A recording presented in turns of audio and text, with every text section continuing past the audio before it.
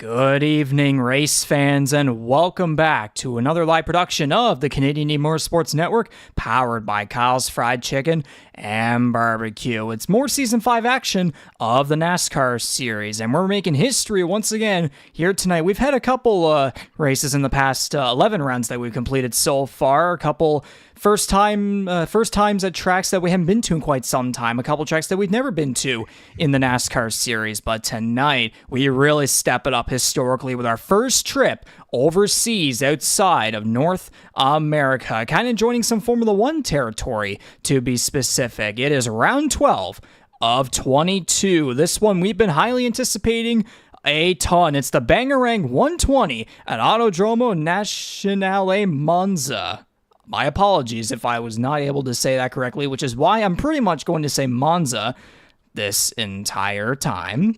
But anyways, on the call here tonight, the tandem that has been here, the duo that's been here since Season 3, of course. It is, the voice that you're hearing right now is Regan McCauley from Charlottetown, Prince Edward Island. On the other side, he's been here since the very beginning. It is Jordy Caraher on the other side of the country in Alberta, Canada. The dynamic duo back at it once again, and we'll see their faces here.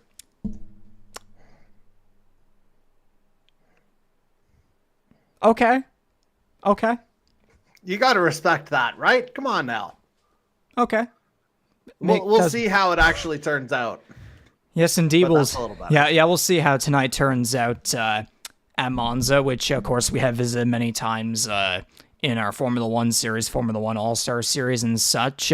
But before we get into the live coverage into tonight's race at Monza, we, of course, have to look back at last week, round 11 of 20, back at the Nashville Superspeedway, the first time we ever went there in our series' history, with the previous winner being getting his third win of the season, the number 0 from Salisbury, North Carolina, Jordan Kalinian.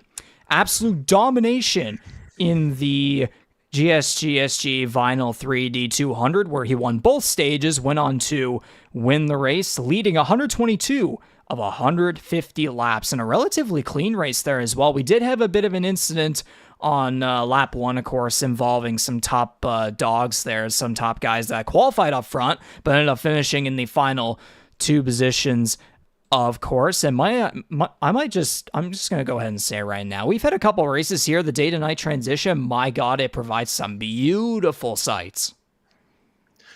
Yeah, and I mean, that kind of dynamic nature of the iRacing platform, that's something that I think has been felt a little bit more since making that change. Not so much on the heat side of things, like we did do the day to nights, but it's definitely not the same degree as we're seeing over the last 2 seasons. Absolutely, and now we'll get into the race results from last week's 11th round of 22 here in Season 5 of the NASCAR series, powered by Kyle's Fried Chicken and Barbecue. It was on May 28th, 2024, yes. Yep. Yeah, it was May 28th. Okay, all good. Jordan Kalinian, again, of course, getting the job done, sweeping the stages, getting the third win of the season, qualified in 4th, but then was pretty much right up to the front within just a couple of laps. C.D. Magrum qualifying on the pole, trying to keep up his momentum from the win he got at Iowa Speedway in the Kyle's Fried Chicken and Barbecue 175 the previous week, and then a fellow teammate right in behind him to wrap up the podium, Ty Higginbottom in the number 97 Tornado Alley Racing Toyota U.S. Air Force, qualifying in 18th, really made his way up as the race went on. An impressive performance from the number 31 of rookie William Kern, who qualified 12th, but made his way up throughout the race and even led 13 laps and had some solid finished 6th in Stage 1 as well. That was clearly his best performance of the season. Again, some past races back at Charlotte, we saw him lead a couple laps and run up front, but then didn't really end up on the bad side of some strategies in that final stage, which is how we saw Andy Hurdle come on it with that first career win in the NASCAR series. And then at Iowa, just didn't really get enough practice time in and left the race early, but was able to get that third time's a charm redemption there at Nashville Superspeedway. Adam Wilson, the number 21, finishes in 5th. That's now 11 races in a row where we've had all 3 Tornado Alley E-Racing drivers finishing inside the top 10. Only 3 drivers, those 3, are the only ones remaining with a top 10 in every single race so far this season. We'll see if that streak continues here in what will no doubt be a barn burner of a race at Monza. Jared Ireland making a return there, qualifies 5th, makes a statement with a 6th place finish. Andy Hurdle, number 7, finishes number 7. Jose Mercado, rough qualifying run, but was able to rebound with a top 10 finish. Jason Heaney continuing to make his climb up towards the playoff cut line, trying to maintain his position within the playoff picture. Qualified 8th, finished 9th. Bryce Fontaine with an impressive performance. 10th place finish after qualifying in 9th. Just a consistent top 10 performance all around. And then 16 cars finishing on the lead lap. And again, as I mentioned earlier about that lap 1 incident, Corbin McCauley and Charlie Sears just on the very bad end there. Again, McCauley qualified 2nd, Sears qualifying 6th. We know in particular with the number 32 who was above the cut line there for some time, but then now has had quite the drop, and just the luck with him in the past couple of races has been absolutely rough. I mean, you could even argue the whole season so far for the reigning IndyCar Series champion. Again, he's qualified really well for many weeks on end, but it's just that finishing result just hasn't gone his way. Yeah, and like just as you were talking about, like he was the guy that we were expecting to take a little bit of time to get acclimated to the NASCAR side of things, but really, I think we could have put that out the window about, say, 4 to 5 races in. So the last little bit, yeah, I would say it's more attributable to, just some major misfortune. Like, obviously, he's had the pace. He's got a couple of poles in there. Just has to actually make it through to the finish. But yeah, right now, that's why he's on the outside looking in.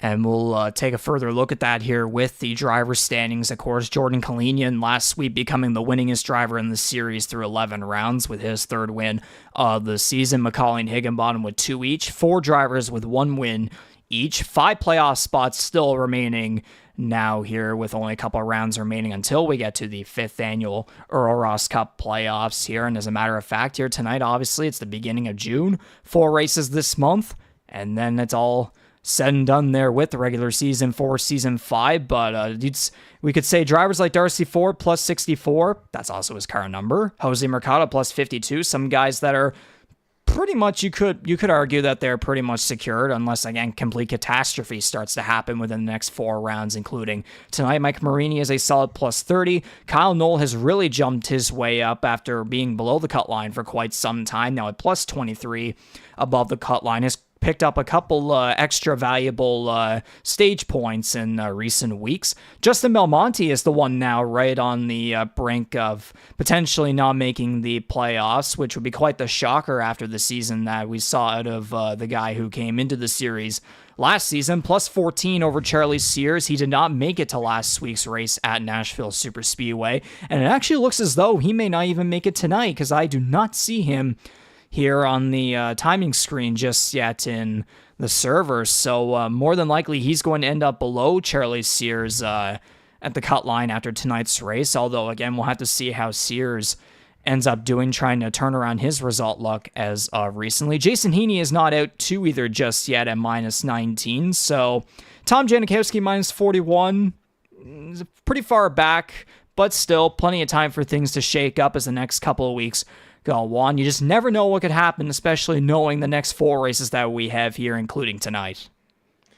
Yeah, I mean, starting with Janikowski, I would say it's probably more or less win in your in territory, or must win, I guess you would say, over the next 4 weeks, because 46 points, that's a significant chunk to make up. I'm referring to Trevor Binns in this case, I suppose. Even 41 for Janikowski, like that's a pretty tall order. Again, 4 races to go. You're looking at 8 additional opportunities for stage points in there. Things are getting a lot tighter. I mean, we've been saying rubber's got to hit the road. This is absolutely the time to do it now more than ever.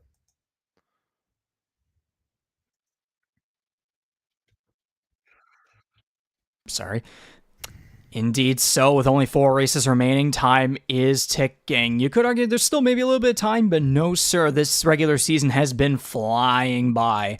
Now is the time to get the job done. It's only going to be way more difficult when we eventually take a brief look at the schedule moving forward before we get to the playoffs. A bit of a quick look here at the rookie point standings. Jordan Kalinian and Adam Wilson have been the class of the field so far for the newest drivers in the Canadian E-Motorsports Network NASCAR series. I mean, 207 points back is Charlie Sears in third, so it's going to have to take quite a lot of miracles if we want to get anything going in that top 2. It's pretty much going to be Kalinian and versus Wilson for the remainder of the season. Although, again, whenever we do begin the Earl Ross Cup playoffs, we'll see some of these guys still battling in some form with the Best of the Rest championship that we will also be hosting during the playoffs as well, so that we give some of the drivers who are not eligible anymore for the season-long championship, still give them an opportunity, still give them something to battle for in the final couple months, couple weeks and such in Season 5. But now as we move on from Nashville Super Speedway, might as well take a brief look here at the next 4 races here in June. I mean, Monza, Pocono, Indianapolis, you got Rockingham, the throwback race to conclude it all. Chaos, mayhem, anarchy, all the above. Yeah, and in the case of Rockingham, still first time ever. And again, that could very well dictate the final playoff spot if things happen to tighten up over the next 3 weeks. We'll have to see what the results bear out. But yeah, that idea of kind of an unknown for the majority of the field as it relates to our particular slice of the sim racing universe. Let's go. Indeed so. So with all that being said, qualifying has officially begun here at Monza. It's 15 minutes. Best time, plain and simple. That's how we've done it here at all the road courses here at the 3.5-mile road course in Monza, Italy, running with the no chicane configuration here on the iRacing platform. Jordy, we have a very brief hot lap video that we're going to show before we get into qualifying here, because we really have to show this off running a couple minutes back here. You ready? Yeah. All right, then here's a hot lap around Monza with the words from Jordy Carraher. Absolutely, Riggs. Bring it on. I mean, you mentioned it off the top. I very much grew up a Formula One fan, so being at the Temple of Speed, it's always been a bit of a favorite. So, without further ado, let's take a closer look at the Autodrome Nazionale di Monza, this 3.6-mile piece of absolutely majestic asphalt. Mostly no chicanes tonight, so eventually we'll say no to the Variante del Rettifilo, which would have been the F1 chicane right about there. But instead, we're going straight to the Curva Grande, which is more of a venti-sized bend for you Starbucks fans out there. Again, it's a mostly chicane-free experience around Monza, so the upcoming Della Roja chicane is a bit of a no-goja zone, but after a slight left into it, you're into the first kind of heavy braking zone coming out, as we're into the double right known as the Lesmos here, and I swear that's not dirty as we come out of Lesmo 1. But we'll make our way out of Lesmo 2. We're going to get into a straightaway now with pretty much the negligible Seraglio kink in it, which will come up right about now. And now you got a little bit of a dip underneath an overpass, and on your upswing here, you come into the one chicane that the drivers will see, the Ascari chicane, named for the two-time F1 world champion Alberto Ascari, who actually passed away on that very section of the track in 1955. Anyway, the exit of Ascari is important, as we're now on a medium-length straight, but not far away from the 200-meter board. See, we're into the braking right about now for the legendary Curva Parabolica, which is arguably the most NASCAR-like turn the drivers will feel tonight, except it's right instead of left. But figuring out where to pick up the throttle again is going to make a significant difference on exit, because you're already back onto the main straight, and there, Reegs, is one hot lap of Monza. Appreciate it very much, Jordy. There was a hot lap at Monza, of course. So again, track like this, again at 3.5 miles, takes about a minute and a half or so to make a full lap around this circuit Of course, again, long straightaways, high speeds. It could be upwards of 180, 190 miles per hour without the draft even. There's narrow and heavy braking zones, especially without some of these chicanes with this iRacing configuration. Like man, oh man, and only 34 laps, which with the real life NASCAR Coca-Cola iRacing series, they ran a 30 lap race, I believe it was last year.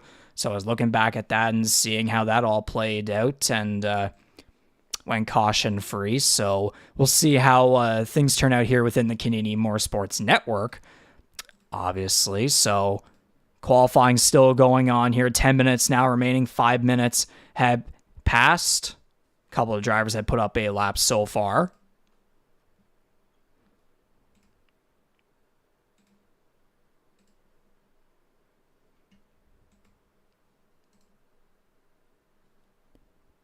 And you're muted, buddy. Oh, no, I was muted. Well, what I was saying was, I mean, you see the speed you were talking about with the 190 without the drafts, I believe you said. No wonder this place is called the, Temple of Speed, Cathedral of Speed, whatever denomination you want to go for, as we saw someone just go poof there as Jared Ireland was coming through the Lesmos.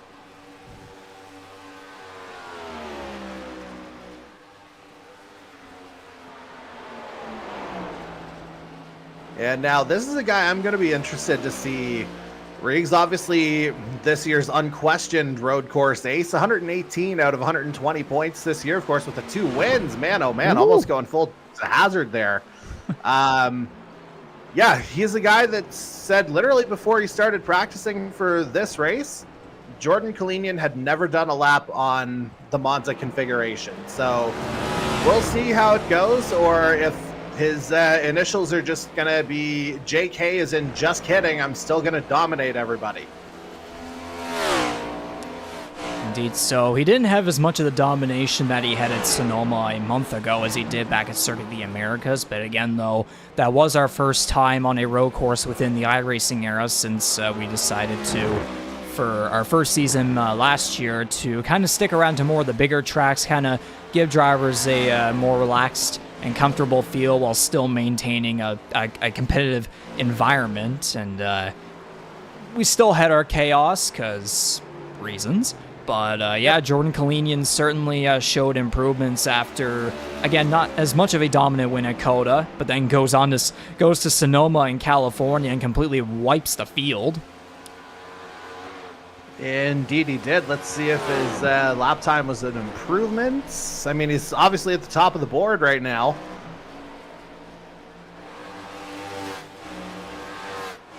But then you have the number 32 of Charlie Sears, who, again, this is a guy that I'm personally going to be keeping. I think everybody has to keep an eye on him here tonight. The 499 Racing Chevrolet got experience, of course, here from the what's it called? The Grand Prix Turning iRacing Series, something like that. He's got experience with that Pro Series, obviously, having that license. And we've seen his raw speed on the road courses so far this year. I mean, has always qualified very well. It's just the results, they have improved.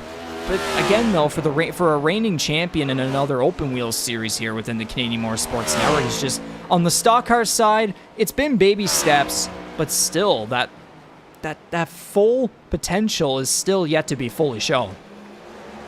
It is, and I think it's a fair point to be watching out, not just for Sears, but I mean a lot of the guys that we see in the open wheel series that would have a little bit more familiarity with Monza. Yeah, there's adjustments to make in terms of braking points and not having to worry about the chicanes, but in terms of acquiring the track knowledge, it's already there. So that's half the battle in terms of figuring things out for a lot of these guys. So yeah, it's a bit of a tight track, but I still think we could be in for a competitive race tonight.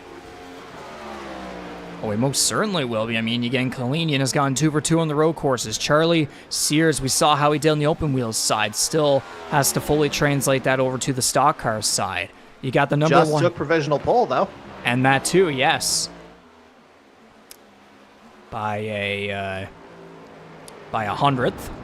CD Magram currently on provisional 4th place, the number 1 Nordic Aluminum Toyota Camry. We know how consistent he's been so far this season. I mean, quite frankly, Corbin McCauley, with that finish that he had last week back at Nashville Super Speedway, CD Magram going on to and qualifying on the pole and then finishing in 2nd. There's now a tie for the regular season points lead.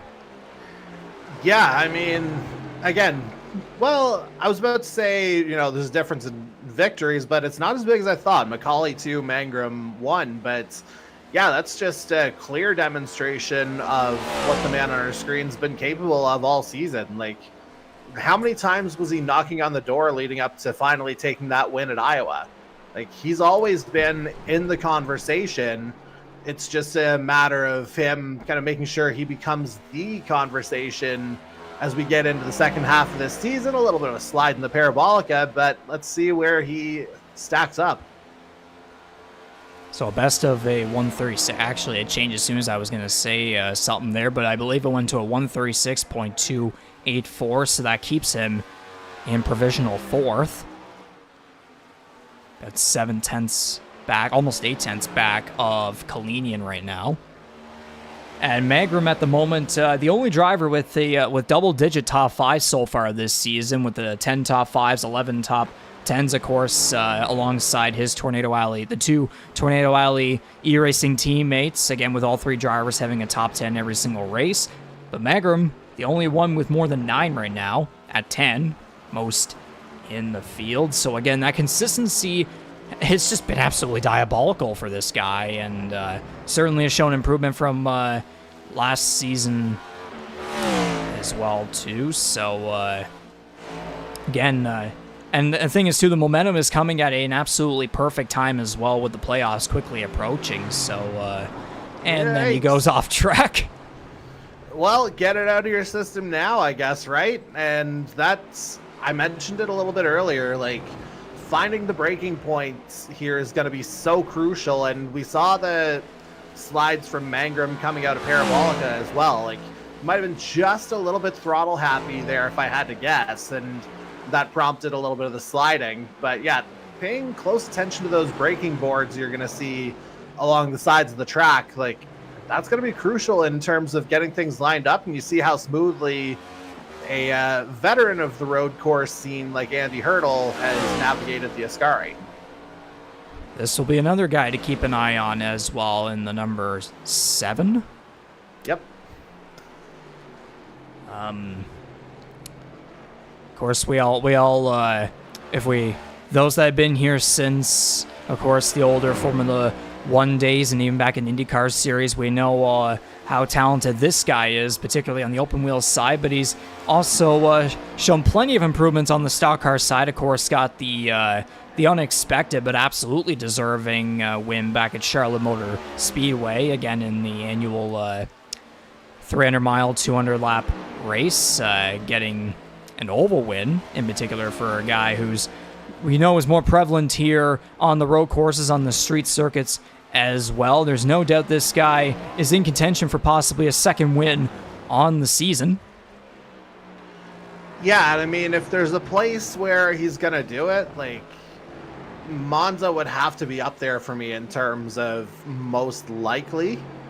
Because, yeah, you look at, we'll get Watkins Glen in the round of 12. That's another potential option. Obviously, not to discount any of the other options, just knowing where Andy Hurdle's kind of level of comfort and familiarity is with the remaining tracks. Those would be kind of my first 2 guesses. But yeah, we still got to run the races to see how these things go. Hurdle finished 4th at Circuit of the Americas and then finished 8th at Sonoma. So again, has been solid with the stock car and road course combination there thus far. Currently provisional 3rd, but half a second back of Jordan Kalinian. Charlie Sears, 7/1000ths of a second. He's pretty close right there now with a minute and a half remaining here in this qualifying session. Yeah, and I feel like he probably just rattled that time in, so it'd be just him and Kalinian in the 135s at the moment, correct? Indeed, that would be correct. Hurdle is just barely outside that so far with a best lap of a 136.039. And again, too, for a guy who has qualified inside the top 10 and finished inside the top 10 the past 4 weeks. Again, think about that momentum, too. And also, as well, when we get to the playoffs, with Watkins Glen and the Chicago Street Course on the schedule there for the first and third round, buckle up. Yeah, I didn't want to think too much about the Chicago Street just yet, because obviously there's still the first half of the playoffs to negotiate before we get there. Yes. But yeah, that's going to be obviously a tale in and of itself, as we see that's a guy who could use a win around here. And that's a guy that's, you know, in the F1 series that we had back in the day, he's been a factor. Actually, I believe driving a Haas close to a championship, if not actually getting it. Yeah, September 14th, 2021, won a Formula One series race here at Monza. He is one of 3 drivers participating in tonight's race that have won here in other series. The number 17, Corbin McCauley, being another one. He's won 2 career Formula One races in 2020 and 2022. Man, look at that move up the board. Yeah, jumped up to 3rd on the board here as this qualifying session has come to a conclusion. Drivers will complete their laps if they are at least on their final lap. So McCauley in Ireland have won here before. Ty Higginbottom in the number 97 with the Kansas City something Toyota Camry paint scheme this time around. Yeah, we'll have to get a bit of a closer look at that. Of course, he's very much back in KC, or at least is working to get his way back there. I don't know if the move has actually happened or not, but yeah, we'll be changing that hometown again very, very soon. Higginbottom won a Formula One All-Star Series race back actually last year on March 14th. And then if you want to be shocked by this other fact, the other winner in Canadian Motorsports Network Monza history, it was the Formula One All-Star Series race on February 8th, 2022, Max Verstappen.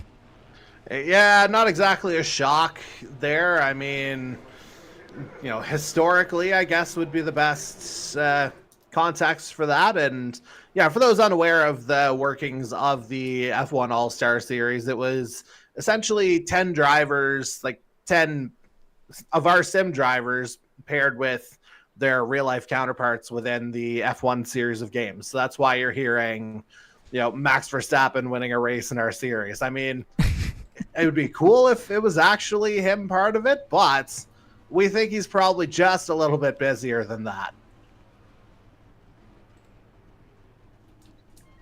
So qualifying has officially come to an end here at Monza. 70, 80, 90. We got 20 cars here on the timing screen. So it's looking like we'll have 20 drivers that will look to win the first annual Bangarang 120 here at Monza. Again, the first ever overseas race in Canadian Motorsports Network NASCAR series powered by Kyle's Fried Chicken and Barbecue history. The best I can say of this 20-car field so far, there's pretty much no surprises all across the board. Pretty much all the top guys are up front. You got the bottom feeders who will look to try and take advantage, capitalize on other drivers' misfortunes, which again, that's been a heavy trend over 11 rounds here so far in Season 5. I can tell you very much the podium's not one bit surprising, but we'll eventually get to that here very shortly as everybody lines up to pace. And we'll go through race control, give these guys a quick message, get the engines fired up with the most famous words in motorsports, and then we'll go racing for the first annual Bangarang 120 at Monza. It's round 12 of 22. Stay tuned. You will not want to miss any of this. Share this live stream with your family and friends. Get the word out. Bring everybody in. Have a drink safely. Hey, maybe some Bangarang hard seltzer. Yes. To cater to the sponsor. Exactly. Grab some Bangarang and enjoy tonight's event. There's no doubt this is going to be a thriller. Stay tuned.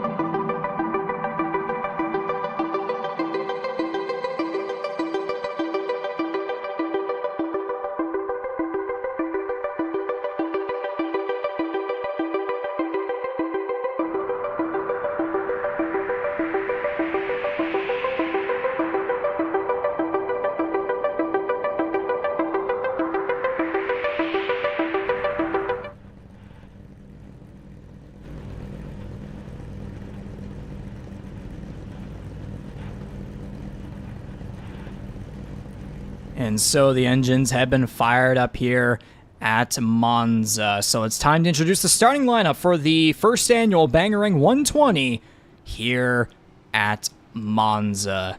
Here's the starting lineup. That is the wrong button. You're supposed to turn it on. There we go. We have a couple familiar names here up front. The number 0 of Jordan Kalinian, the perfect road course racer so far in Season 5 from Salisbury, North Carolina. Alongside him is the number 32 of Charlie Sears for 499 Racing from Charlottesville, Virginia. Still looking for that first win on the season to lock himself into the 5th annual Earl Ross Cup playoffs. Behind them on row 2, we have the number 17 Chevrolet of Corbin McCauley with multiple Formula 1 wins here at Monza. Alongside him, another guy who you must keep an eye on here tonight with his road course prowess. The number 7 of Annie Hurdle drives her 5190 Racing from Daytona, Ohio. And by the way, McCauley's from Charlottetown, Prince Edward Island.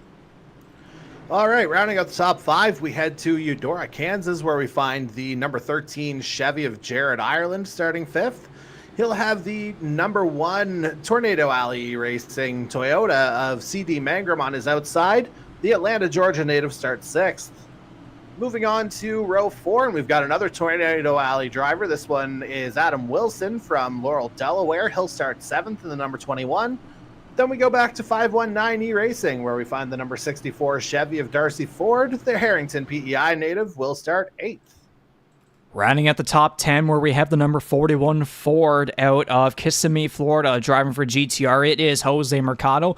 Alongside him, also another former winner here at Monza in the Formula 1 All-Star Series, as mentioned, the number 97 Toyota Tornado Alley E-Racing driver with 2 wins this season, looking for 3. It is Ty Higginbottom. Right behind them, just outside the top 10, where we have the number 12 Toyota of Mike Marini from Thunder Bay, Ontario. Also another guy with the road course prowess with a couple Canadian Tire Motorsport Park victories in past seasons. Alongside him, rookie number 4 Chevrolet Mason Tomlinson from Eudora, Kansas. And we move on to row 7, where starting 13th by 1/1000th of a second is the number 15 Storm Surge Esports Toyota of Kyle Knoll out of Wendell, North Carolina. On his outside will be the number 77 GTR Ford of Hunter Young. St. Catharines, Ontario, he'll start 14th.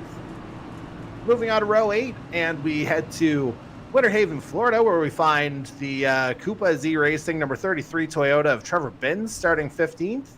On his outside, a guy who's currently outside the playoff picture, the number 93 Chevy of Tom Janikowski. The Appleton, Wisconsin product will start 16th. Rounding out the rest of the field, row 9, 17th and 18th, where we have the number 9 Toyota of Jason Heaney for Coupas Racing from Altoona, Wisconsin. 19 points behind the playoff cut line. He looks to continue his chase towards that final spot. On the outside is the number 10 Chevrolet for 519E Racing from London, Ontario. It is Jason Butler. And rounding at the field in row 10, where we have the number 16 of Ryan O'Toole from Portland, Oregon. Alongside him is the Coupas Racing owner and the number 80 of Mark Ouellette. He is from Georgina, Ontario. And now that we've completed the grid here, Reeg, something quickly to note. You mentioned no Justin Belmonte for the second week in a row. Nope. The guys who take the green, minimum 17 points in store tonight. The gap going into tonight's playoff picture was 14. Belmonte's guaranteed to be on the outside looking in as soon as the green flag waves. Indeed. So here's tonight's race analysis. 34 laps, 120 miles. Stages 1 and 2 are 8 laps each. Final stage is 18 laps. Pit road speed is 40 miles per hour. Fuel window is about 8 to 11 laps. So drivers making it to the end of the first stage without having to pit, it's going to be very, very borderline. You never know if we could have some full course cautions here, which I assume those still apply. For the track info at Autodrome Nazionale Monza, assuming that's how you say it, again, 3.6 miles, 9 turns, 34 laps. Oh, look, finally a race length of miles where it's actually close to the race name at 121 miles, so close enough right there. But as the cars are rounding around Parabolica, the iRacing safety car will pull off. And The Cars and Stars of the Canadian Motorsports Network NASCAR Series, powered by Kyle's Fried Chicken and Barbecue, are going to take the green flag for the first annual Bangarang 120 at Monza, the first ever overseas race for the series. Green flag underway. Arrivederci, boys, let's go. And Jordan Kalinian looks like he's gotten that jump, but look at McCauley trying to get some fresh air. And with there no chicane there, which would have originally been Variante del Retifilo, however you're supposed to say that, not there, so high speeds, especially too with everybody being in almost a pack together with all that drafting speed. 190 plus miles per hour. Looks like everybody was able to get through my gosh, how do you say these names? Della Rogia is that one. Della Rogia is. Oh, we have trouble in the back of the field. That is Tom Janikowski in the number 93 with trouble in that area we just said. Absolutely, but yeah, it's lap one, but if you're Tommy, you know there's an opportunity now with no Justin Belmonte in the field. If you can string together something here, I mean, if that's happening to him, it could happen to anybody out here. So, yeah, stay in it. Again, it's only lap 1 out of 34. And, yeah, you could see your playoff chances go up exponentially here with a good result tonight. And so the pole sitter, Jordan Kalinian, with about a half a second lead here over Charlie Sears. Corbin McCauley, Andy Hurdle, 3rd through 4th. Jared Island running at the top 5 so far. As, Ty Higginbottom locks the brakes up. And, and I think he may have gone into the tires there, entering the Parabolica. Yeah, and Tomlinson got a little wide in the Parabolica there in the background as well.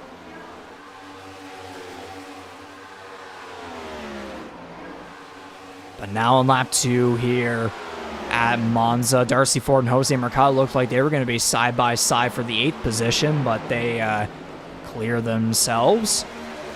Kalini almost a second ahead. As you just look at everybody that goes through the non-chicane here. Man, it's so trippy. And we saw it in practice too, and I think even in qualifying there, it was qualifying, we didn't really see practice. Kalinian just loved to do kind of a side wheelie. Hey, I mean, whatever he can do to absolutely push those boundaries for maximum speed, he's not going to leave any stone unturned, clearly. And he and Charlie Sears look like the class of the field so far, 2 seconds ahead, or almost 2 seconds ahead of the number 17. Ty Higginbottom back in 17th after what happened with the barriers there. Ryan O'Toole all the way back. Tom Janikowski on pit road. Yeah, we'll have to see what happened there. Certainly there was contact coming out of that Della Rogia non-chicane. But, yeah, we'll have to figure out the extent of it. So here's a replay of what may have potentially happened. Oh yeah, just lost it into the wall hard, into the barrier hard. And taps the edge of the other side as well.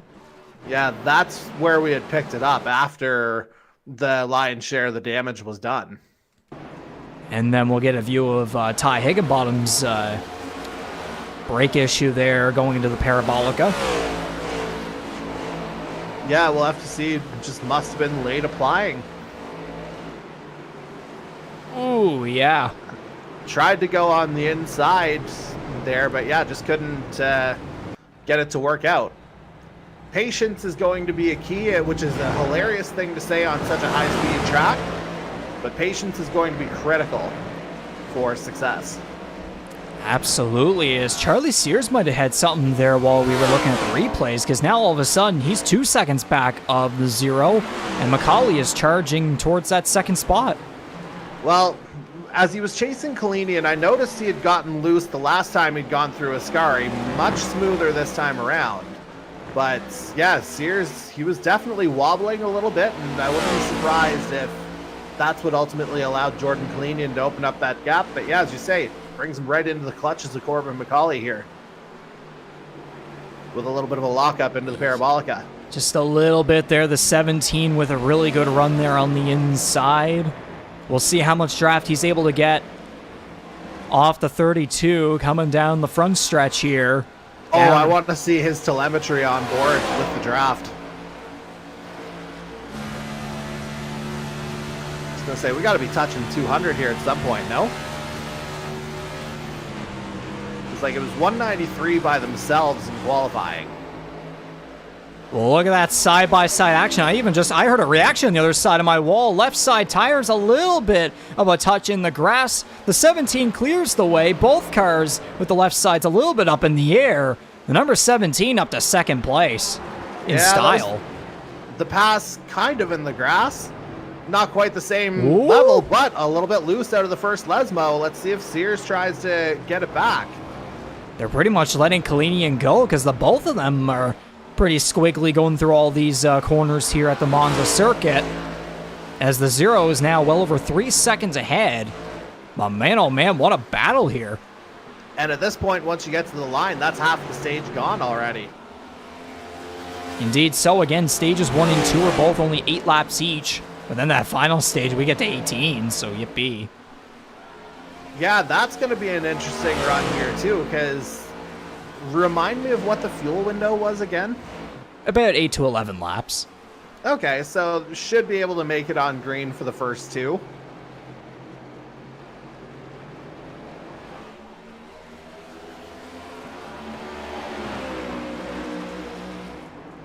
Oh, Adam Wilson, Jose Mercado almost getting together. Yeah, a little bit. I don't know if, again, it was just carrying too much speed into the Parabolica or what went on there. It looks like that might have been the case. Maybe both of them had something happen? Yeah, well, yeah, no contact. Yeah, Wilson might have been a little throttle happy, and yeah, Mercado just laid on the brake application.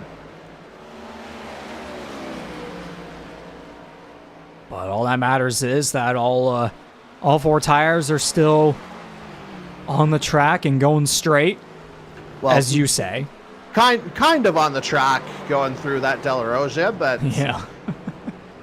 But whatever works. I mean, Wilson taking a much wider line. Oh, let's go. Sears back into second.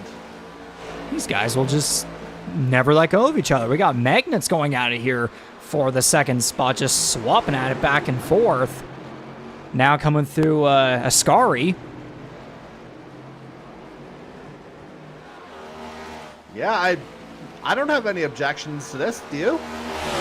No. Just give us all the entertainment imaginable.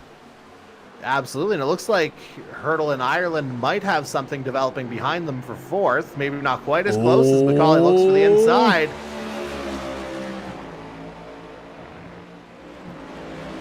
Great side by inside side down there. the main straight. Let's go. Great inside line there from the number 17. Try to do a side draft along the right side there as looks like Ryan O'Toole is coming off a pit road right there. We'll see how these guys fare out going into Curva Grande. Or Grand. Yeah, well, yeah, I made the Starbucks joke earlier, so Grande works. Sure. Oh my goodness. Yeah, a little bit of dirt kicking up. Have you ever seen that one crash where they got the I don't recall exactly what car it was, but they were going up some sort of hill and then they do like a front blow over into the trees? I was gonna say that almost sounds like something out of like another sim racing game, like almost like a rally type thing. And it happened in real life. Like that's kind of what that's in a way that's kind of what I envision whenever these guys go through Del Rogia. Because I mean, obviously it's the left. You see the left side's kicking up, but just how fast they're going through, how bumpy that is there, since they're not using the chicane in that area. It just feels like somebody's just gonna take off.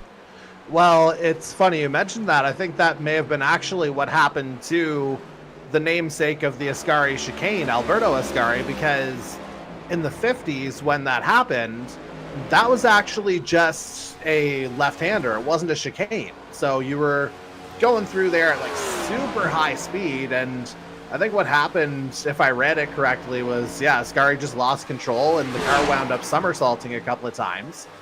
And it wasn't until, I think, 72 I read that they put the chicane in. And that is why I very much appreciate having your education alongside. Yeah, I had to do a little bit of research to make sure I was up to speed. Not quite as up to speed as these guys, of course, but, you know, up to speed to my standard, nonetheless. Ooh, sideways was the 17, going through Curve del Lesmo. Yeah, this is Lesmo 2, they're coming out. Indeed. Oh, man, are we going to get side by side again, going through Del Sergilio? Yes, I think I went to Serralio, but yeah, it's basically just like a pretty much a kink in that straightaway. And yeah, Sears is through at Ascari again. And then meanwhile, Jordan Kalinian ahead of them, almost 4 seconds ahead in the race lead, coming to the white flag for stage 1. But I can't get off of this.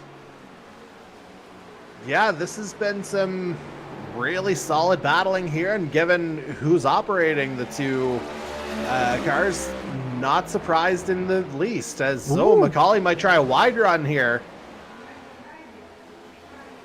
A little bit of a drift going through the Parabolica. Yeah, I mean, it's the kind of place where he'll pick up the speed regardless, so not super worried, as we see Sears still up in second.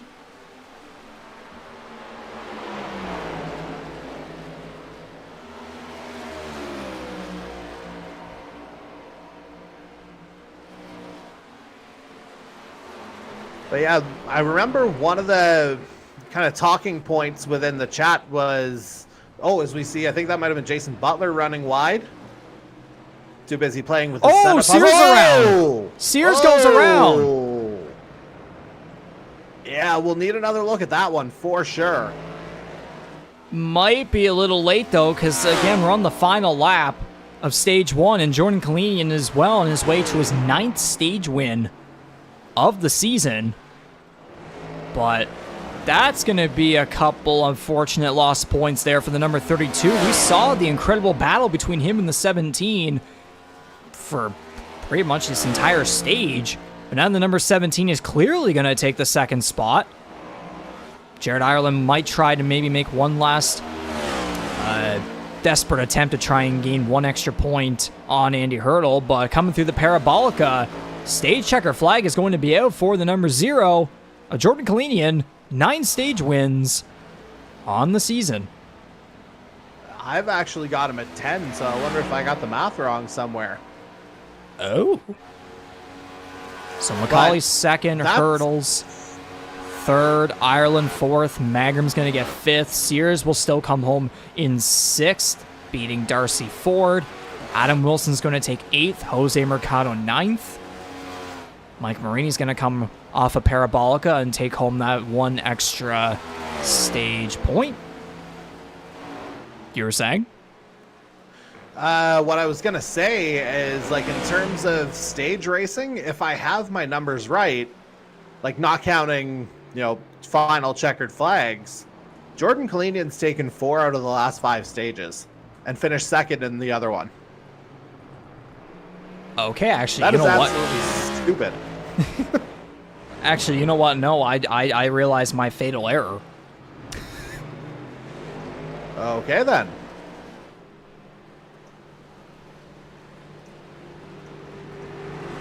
I only have one stage written down on my spreadsheet.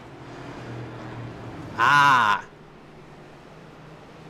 Which, honestly, that might be the most disrespectful thing ever.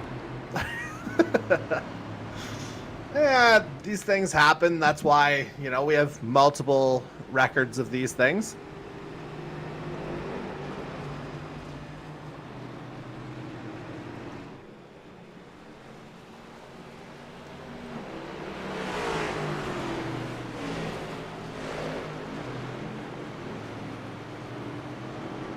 And yeah, while we've got a little bit of a break in the action, let's pop over to the YouTube chat here for a sec, Reeks. Of course, mentioned a couple of weeks ago that Jonathan Swainson checked in, former IndyCar Series driver. He's back in the chat here tonight. Bryce Fontaine in the chat, unfortunately not racing tonight. He had some things come up. Hopefully we'll see Bryce at Pocono next week for race number 100 in the NASCAR series, remember. Yes. Mark Flott in the chat as well, the longtime CD Mangrum fan. And, of course, twice runner-up in the NASCAR series on the PS4 side of things. Jonathan Peden checks in. We miss you, Gator. Come on back in, bud. And there's also one more. His name's Chris. He knows you. I do not know him. That would be the race director at the Oyster Bed Speedway here in Oyster Bed Bridge, Prince Edward Island. Was also a participant in the 2023 Oyster Bed Speedway 250, the special event that we held at the virtual South Boston Speedway, where we were able to bring in a bunch of Atlantic Canada's best stock car racing drivers and put on a hell of a show in a way, but we're not going to go any further on that. But yes, it's absolutely fantastic to see almost 20 people here watching tonight's live production here currently, so we appreciate the support from everybody, of course. And yes, Jonathan Peden, we'd love to have someone like you back, and I don't know, are we going to have to maybe add a couple road courses onto the schedule to maybe entice you back, perhaps? Well, I mean, yeah, if you want to talk road course aces, yeah, Gator chews them up and spits them out. Bring him back, Mike Nickens, a couple other guys. Get ourselves like an ultimate field of 30. Are you kidding me? And so now finally, we're going to get a quick replay here of what happened to the number 32 of Charlie Sears. Just couldn't. Yeah, Sears ran wide, just couldn't quite get the 32 turned. And yeah, McCauley was on the proper racing line. Yeah, just unfortunate circumstances. Nothing malicious there at all. Just a big boink and gone. Yeah, just a little slippy.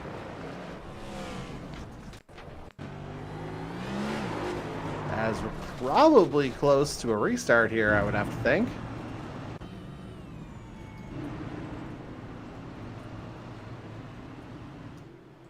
Maybe one more lap.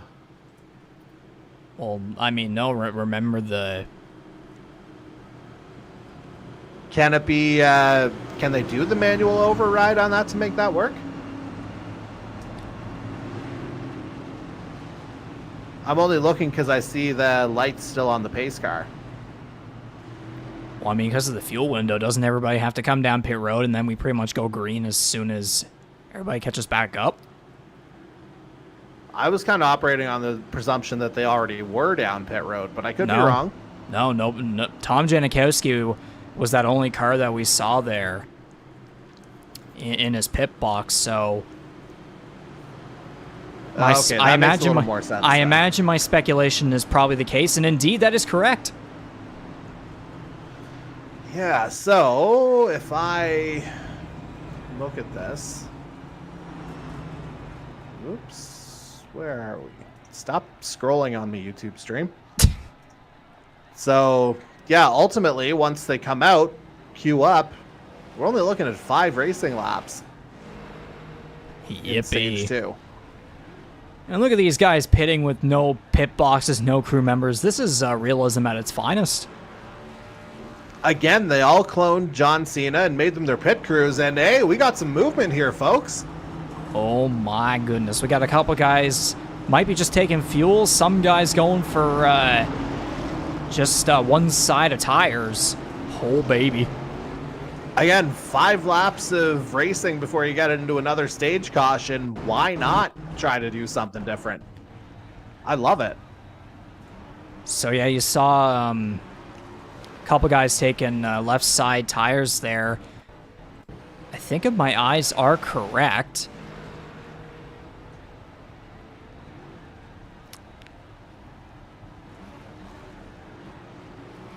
yeah, so Hurdle gets the jump on everybody. Hurdle and I think Mangrum went against tires. I mean, Mangrum actually overshot his pit box just barely. Yeah, it's Hurdle and Wilson who get out 1-2. Kalinian with a much longer stop.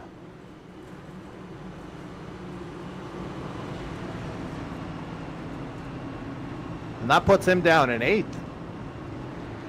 Well, I mean, McCauley's back in 7th. Sears up to 4th. Yeah, I mean, again, I don't mind the 5-lap gamble here. I really don't. Yeah, it's only 5 laps. We saw that battle between Sears and McCauley throughout most of stage 1 until Catastrophe finally hit with 2 laps remaining. Now we're going to see how this all plays out here with a couple guys not taking tires, some guys taking just one side. I mean, McCauley and Kalinian were the only ones by the looks of it. Or actually, yeah, McCauley and Kalinian for some of the top guys to take all 4 tires, and then it looks like Ford, Ireland, Heaney, and Trevor Binns were some of the notable tire takers, at least like all 4 of them, from what I can tell by the times. Yeah, I wonder if maybe if they decided to go for the full 4, maybe it's just a splash and dash between stages 2 and 3, because realistically, changing a set of tires out after 5 laps, that seems maybe a little counterproductive, but it might be a long play for guys like, Corbin McCauley, Jordan Kalinian. They might be thinking ahead to stage 3. Like, yes, the points are there, but the actual track time is borderline negligible in terms of actually dictating who gets the points here. There's only 4 cars. There's only 4 cars in one lane.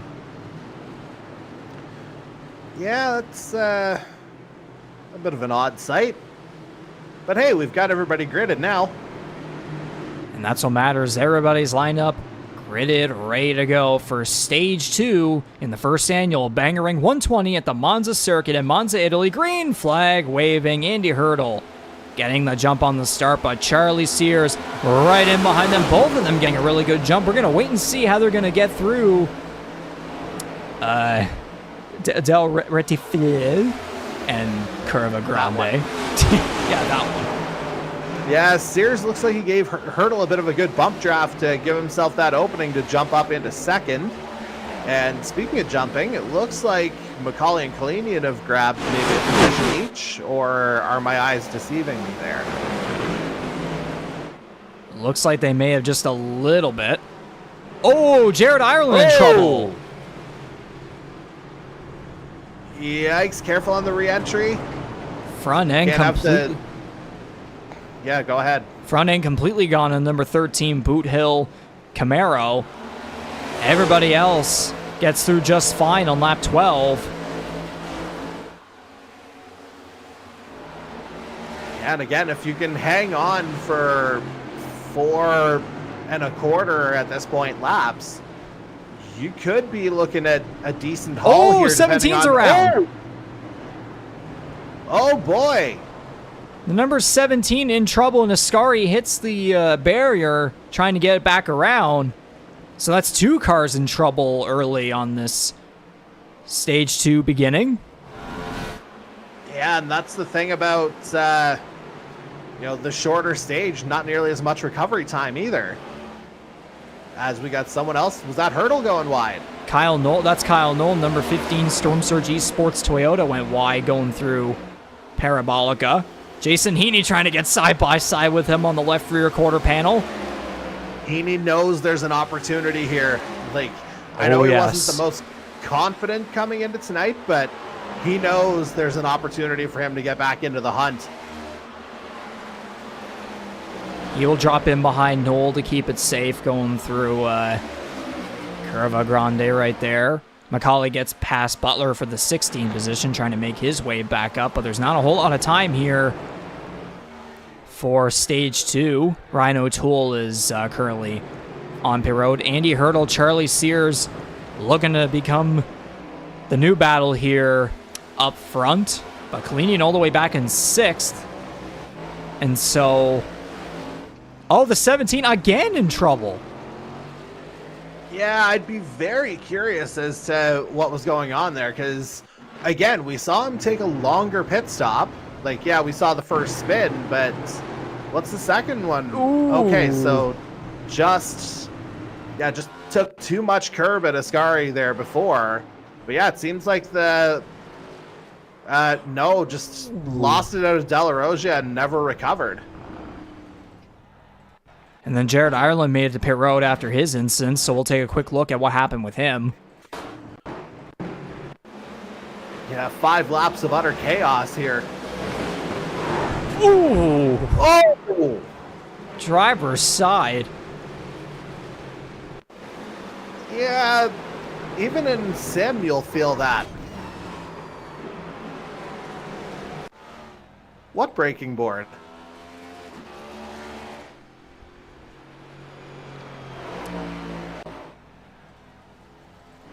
So Ireland currently on pit road. Meanwhile, up front, with 3 laps to go in stage 2. Oh, we might have another car trying to brew into this battle here. Sneak in the number 21 of Adam Wilson. Maybe even CD Megram tries to join in, make it a Tornado Alley E-Racing effort here. And then Ty Higginbottom all the way back in 12th. And thing to remember about Wilson, he along with Hurdle, they were the 2 guys who jumped the queue in pit lane. So they were the ones who ultimately got the strategic advantage. Charlie Sears just moved up from kind of bump drafting Andy Hurdle off the restart. And ultimately that's what got him the opening to get the position. But Adam Wilson, he's just been right there quietly. And yeah, with Mangrum in 4th, if they get close enough, maybe a little bit of Tornado Alley teamwork over the next couple laps.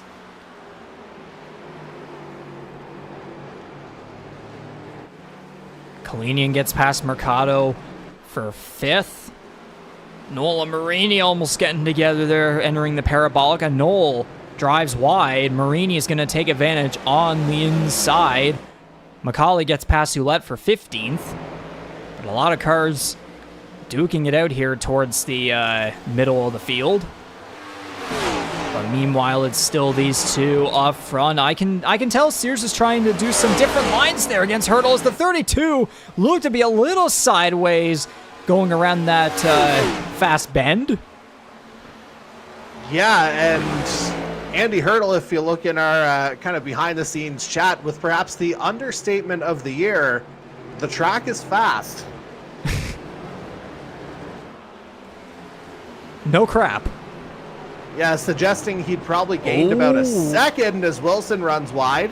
That's going to get Magrum the 3rd position, so that's an extra point for his Tornado Alley E-Racing teammate.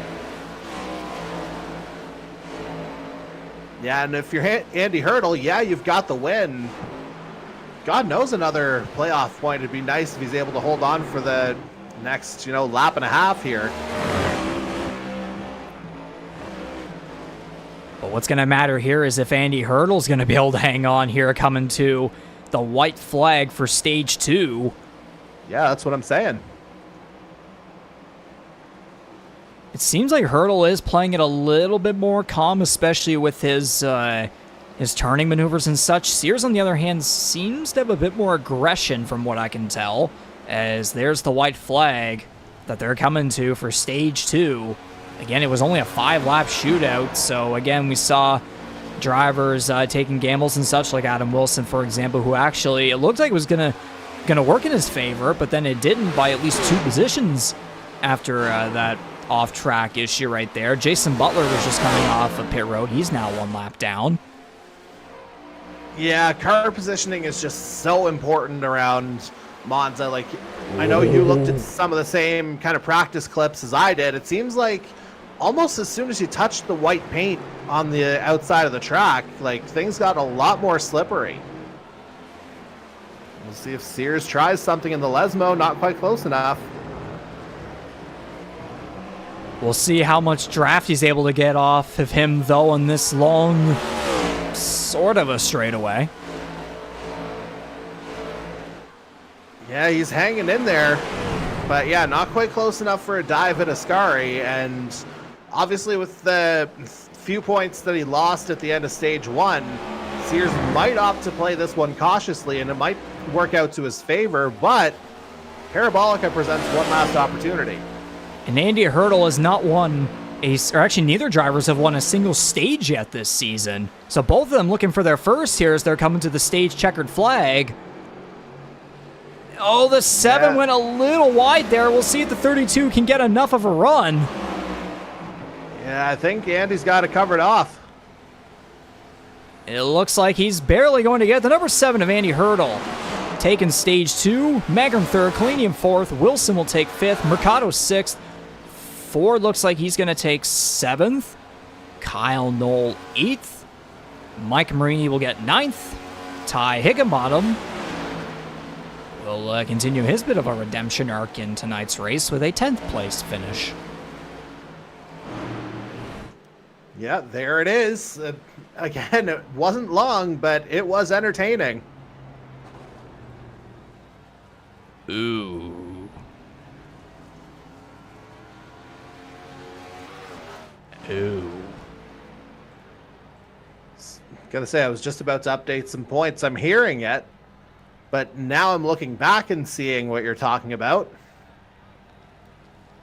He's in Indeed. the playoffs, but again, too, after being out for, 3 or 4 weeks, coming back, making a statement at Nashville, and then Monza.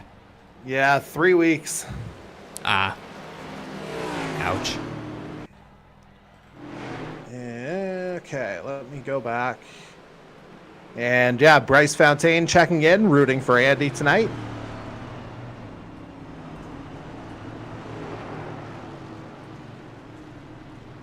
And how about a solid recovery from Kalinian there to get up to 4th again after starting the stage, I believe, in 8th. 4 spots in 5 laps, not bad, sir.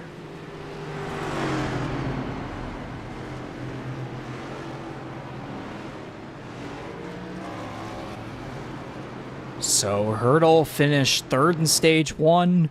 He gets the stage win here. Sears goes 6th to 2nd. Bangarang goes from 5th to 3rd. Kalinian goes from 1st to 4th. Wilson went from 8th to 5th. Macaulay notably 2nd to 15th.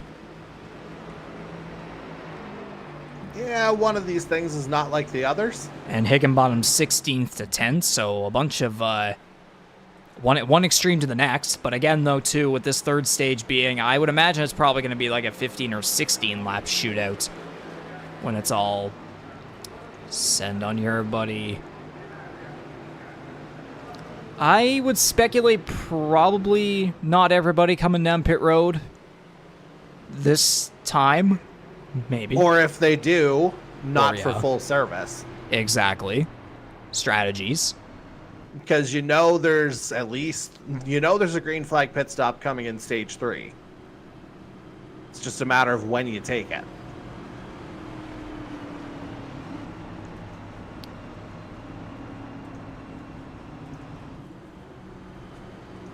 Now, of course, every single race here so far in the Canadian Motorsports Network NASCAR Series, powered by Kyle's Fried Chicken and Barbecue for Season 5, we have, of course, the good old TrackCams22.com crank it up. I wonder what kind of solution I'm going to have to go with for this one, because the camera package for Monza is non-existent.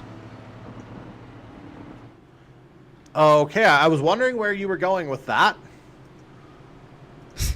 But, I mean, just enjoy the scenery. Like, that's the thing about Monza. It's not just about the speed on the track. Like, weaving your way in and out of a forest, like, there's some incredible scenery to go with that. I think the best way to put it is we'll probably just send it, see what happens. Just get it done, because we kind of we morally have to. Yeah, and now real-time updates on the stage points with the 2nd place finish in stage 2. Ooh. And again, with Belmonte not in, there's a deadlock for that final spot. And so Sears will jump him based on that finish. And Heaney, if he is able to finish 18th or better, he'll also jump Belmonte. Oh, boy.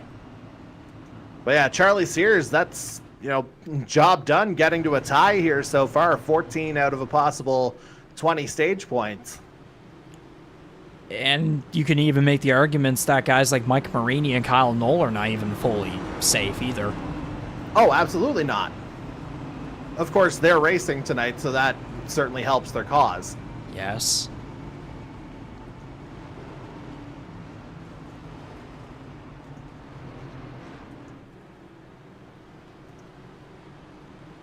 But yeah, let's see what everybody decides to do here. If the math is right, probably I'm thinking it's 15 laps we'll see under green.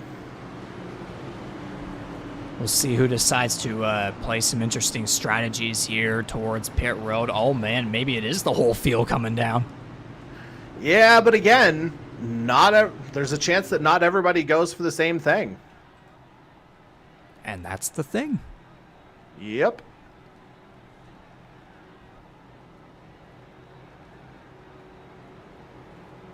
We have a Knoll. Yeah, I noticed that during practice. I wasn't sure what was going on with that one. Like, Might we got be a Knoll. Yeah. No, go ahead. It's a middle name thing, I believe. Yeah, like he's a Knoll. Sometimes we're considered a-holes as Bangarang makes his way out of pit lane first. So yeah, more movement. So mostly fuel takers. Or a couple guys did decide to take some tires. Well, Hurdle adds a 1 to where he finished in stage 2. He goes from 1st to 11th.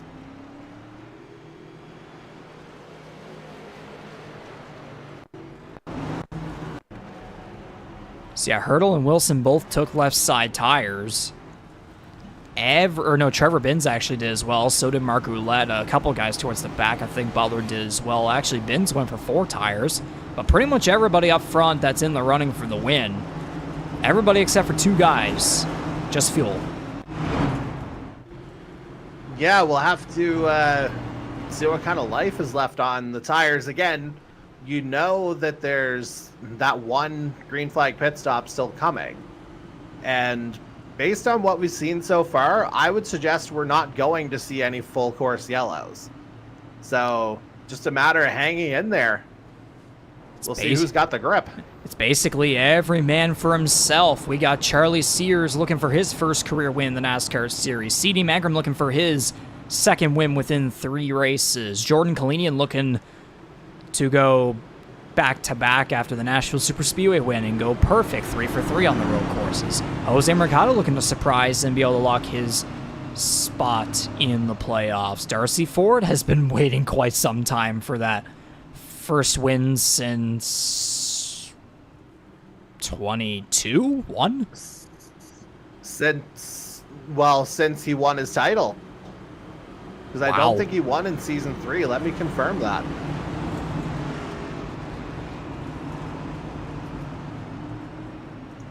Yeah, I'm pretty sure he did not win in season 3. So it would be... Because that's a wicked drought. Yeah. Yeah, my suspicions are confirmed. So the season 2 finale to Jonathan Peden. Very sorry if you're watching if I'm bringing back some PTSD here from that. But that was a fantastic battle. I remember that one still like yesterday. And I was actually looking back at some of our past broadcasts whenever you were the only one there. You were in the spotter when Mark Cox was back doing the color commentary alongside you for a certain project in particular that will be released to the public within the next week or so, because we'll be celebrating a certain thing next week at the Pocono Raceway. But what we must focus on here before that is the finish to the first annual Bangarang 120 at the Monza circuit in Italy. Green flag is out for the final stage, 15 laps to go. C.D. Bangarang with a hell of a jump. Although with those drafting speeds behind him, though, he might get jumped. And I don't know how wise an idea it was to release Jordan Kalinian into clean air. Very true. So, like, you see him overtaking Sears into Curva Grande. That was because Bangarang moved straight up onto that high line to get outside into Curva Grande straight away. And again, that just opened up the proverbial floodgates for the Zero to just charge his way through. Looks like everybody made it relatively safe through Del Rogia and Lesmo. Yeah, it seems like, early in the stint, feels like guys are finally getting a little more comfortable with what they can and can't do on the circuit. Feels, or it looks pretty good so far.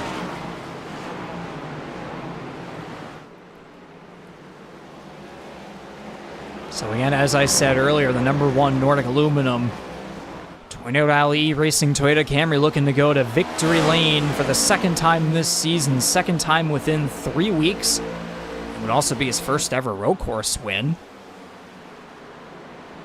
Yeah, absolutely. I know he'd love to check that one off his bucket list.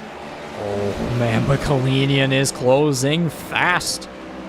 Yeah, don't discount Sears there either, though. Of course. Don't count out Jose Mercado either. He's kind of in no man's land there, in between 3rd and 5th. At the top 3 decide to tangle. I mean, yes, there is still that fuel window, but I'm just saying.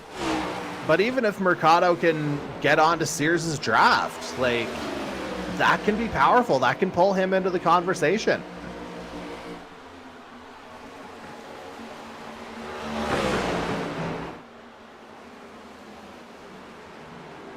Pretty much put a blanket over the top 3 here, and then Mercado kind of on his own. Darcy Ford looking to hold off Marini, Knoll, and then McCauley quickly approaching them. So is Ty Higginbottom. Andy Hurt all the way back in 10th, looking to make his way back up, hopefully capitalize on the upcoming fuel window. Yeah, again, I wonder if he may have played a bit of a long game with his strategy in that pit stop, because again, he won stage 2. So for him to come out 11th, a bit of a surprise. But yeah, we'll see what the 7 has up his sleeve, as we saw some dirt get kicked up. Was that who went wide there? Ford, maybe? I think that might have been Ford. He dropped back a couple spots, now is in front of Higginbottom, trying to get past Knoll as Charlie Sears takes the lead. Oh, but then he goes wide. Magrum takes it back. Kalinian to the inside. Oh, man. And Kyle Knoll goes off the track. There's things happening off screen everywhere. Absolutely. It's hard to keep track of everything.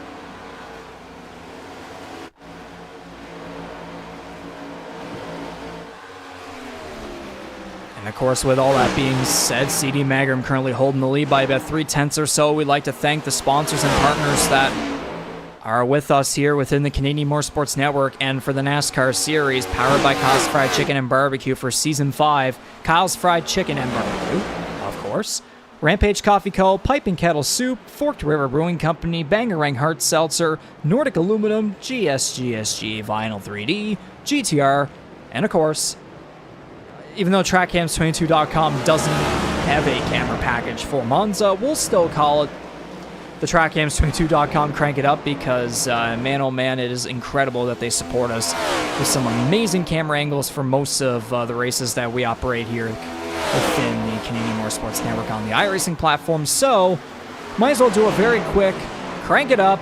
Lots of scenic views for this one, fellas.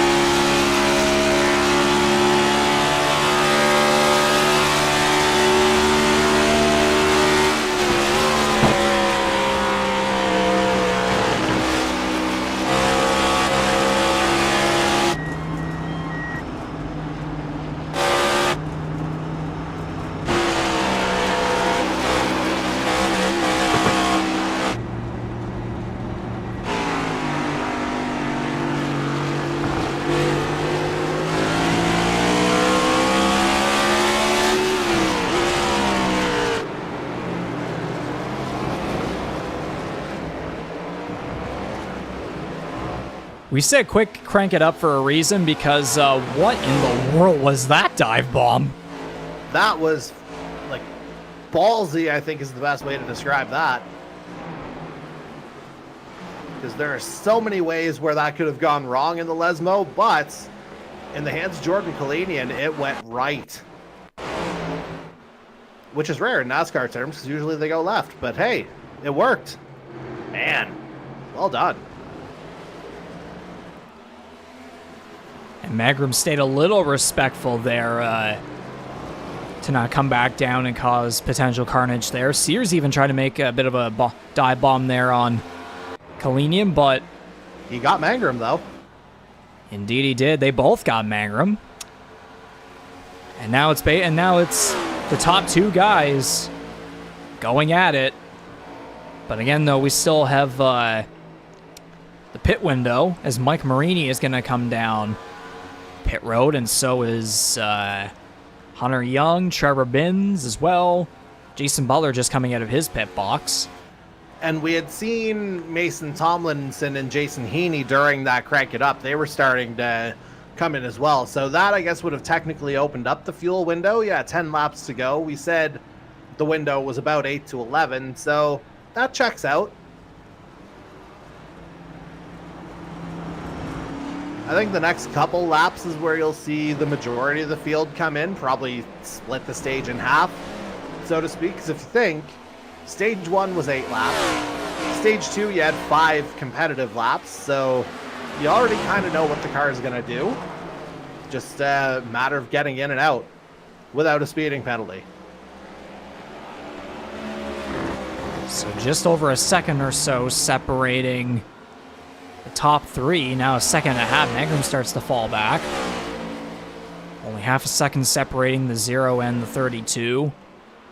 Again, you have the guy that's been perfect on the road courses this season versus the guy who would love to be and has the full potential to be on a similar level, but just hasn't been able to have that full potential on full display. Again, with a top 5 and 2 top 10s through both road course races so far, or something like that. I think 2 top 10s.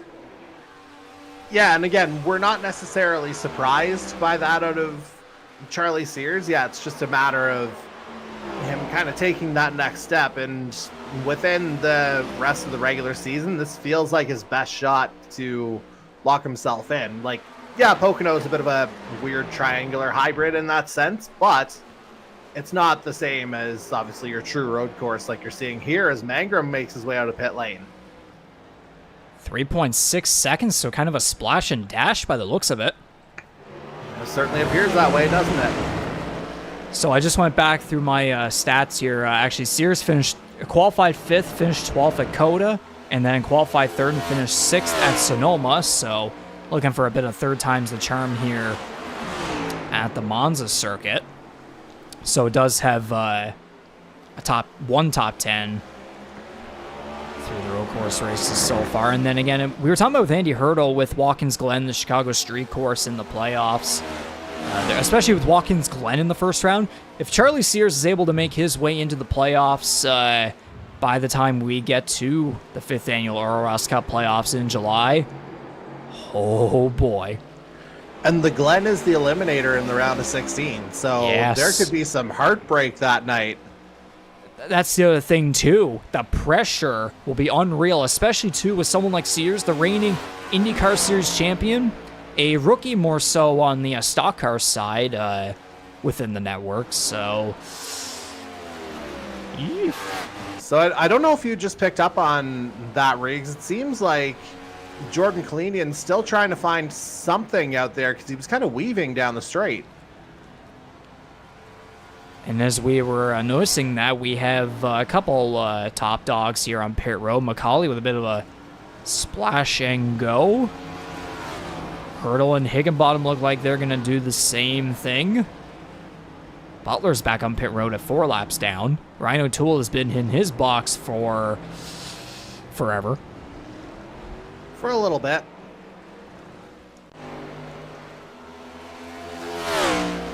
So with 8 laps to go in the Bangarang 120, Kalinian and Sears still leading the way, a second or so separating them. Mercado 7 seconds back. If we go off of laps since last pit, we still have the top 6 that have yet to come down. Yeah, again, this is kind of where I expected a chunk of the field to come, again, kind of splitting the stage in half in terms of mileage, and again, knowing what the car is capable of under that particular length of stint, as both Kalinian and Sears remain out.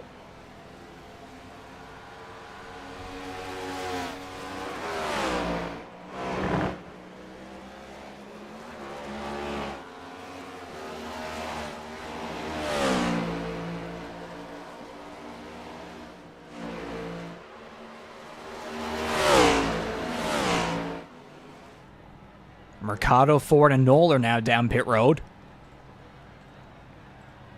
Okay, so yeah, we'll see. Again, we've seen a lot of splash and dashes so far, and I would suspect that's probably going to be the continuing theme here. Ford staying in a little bit longer, it would appear. Maybe a little bit more than just a splash for the 64. There's Adam Wilson with a bit of left front damage.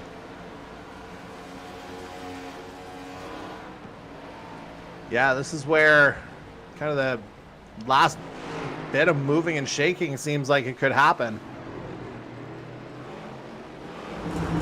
That looked like Bin's maybe having a bit of a moment.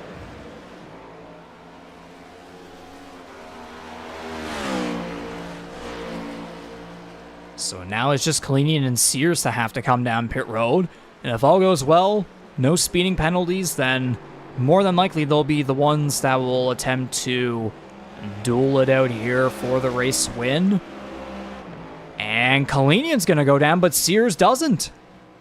All right, open air for Sears. Let's see if he can absolutely slam down an in-lap here. I wonder if he's maybe trying an well, by default, he's trying an overcut.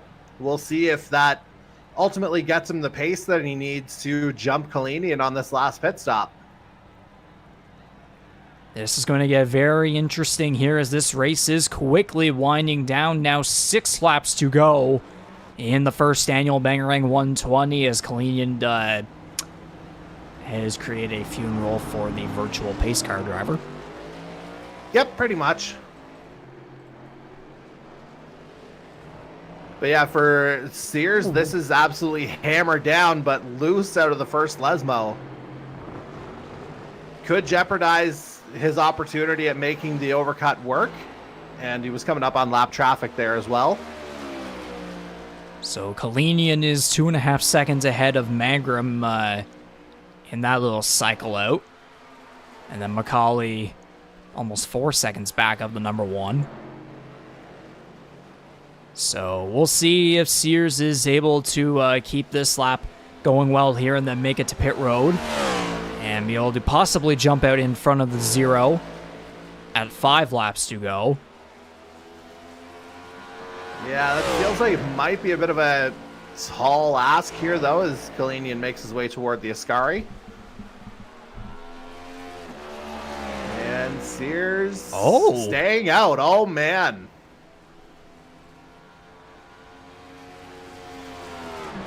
And it's been 11 laps since his last pit stop, so... am I fair to speculate this could be troublesome? It feels like he'll have to go like super lean unless he comes in this time around.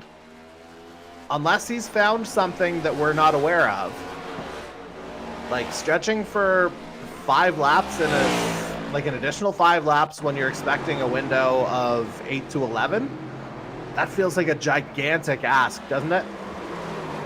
There's a Whoa! Yeah, that's a replay of Kyle Knoll having an issue. I saw that on the kickback of the YouTube stream. I didn't realize we'd caught that in real time. So, trouble for the number 15 off of Scary, so that drops him back to 10th.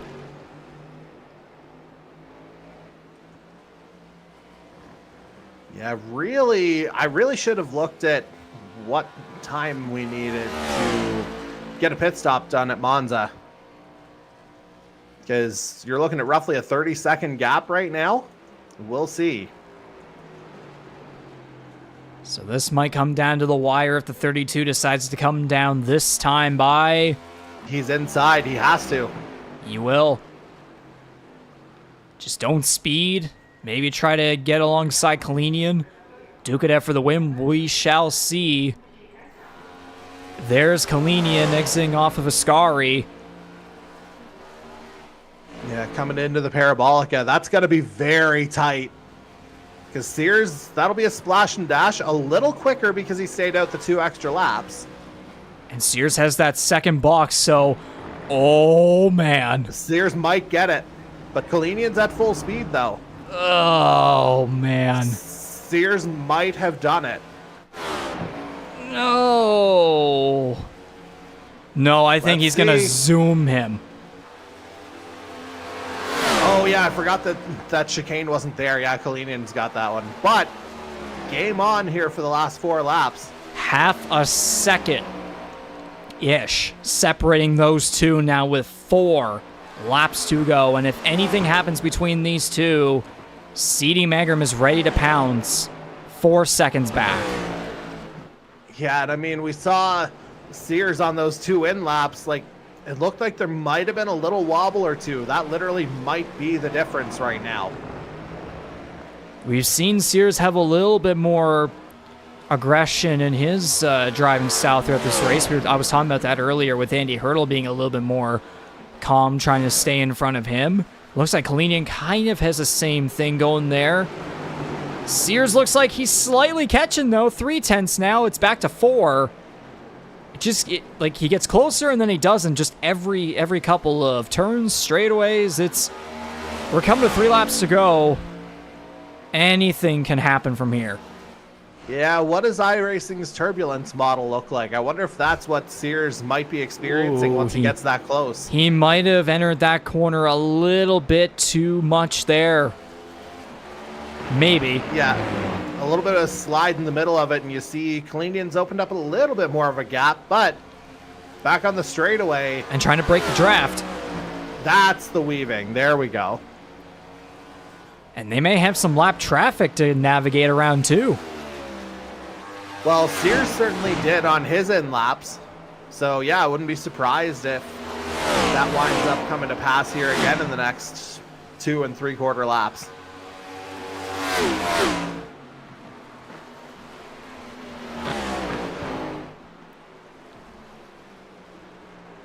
So within these final about 2.5 laps or so, you cannot make a single error. Even just one single subtle weave could take you out of this one. Whoa, okay. Yeah, Kalinian might have gotten held up briefly by that. Because look at Sears. Look at this draft. There's a block. Crossover. Sears to the inside. Is he going to go for it into Ascari? Let's see. Oh, man.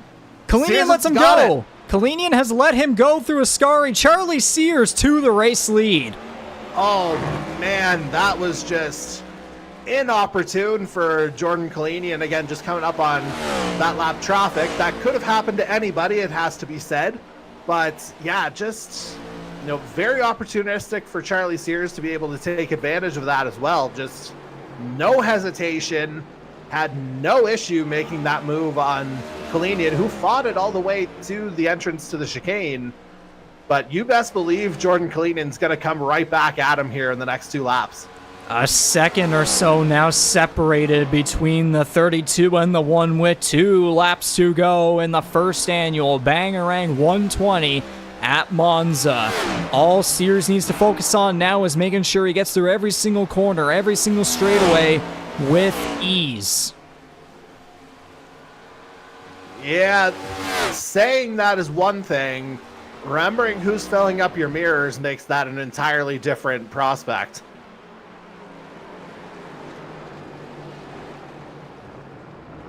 And you were saying there too, behind the scenes while that Crank It Up was going on, this race has certainly fulfilled expectations for drivers, the staff, fans alike, as Trevor Binns goes off track there.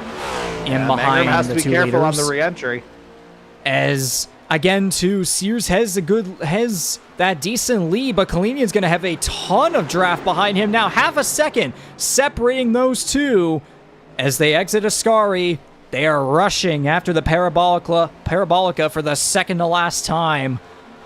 And again, too, like, after this rounding corner here, Kalinian is going to have the draft of his life. He is, and just as a little bit of confirmation from the YouTube chat, Jason Butler out of this one, terminal damage.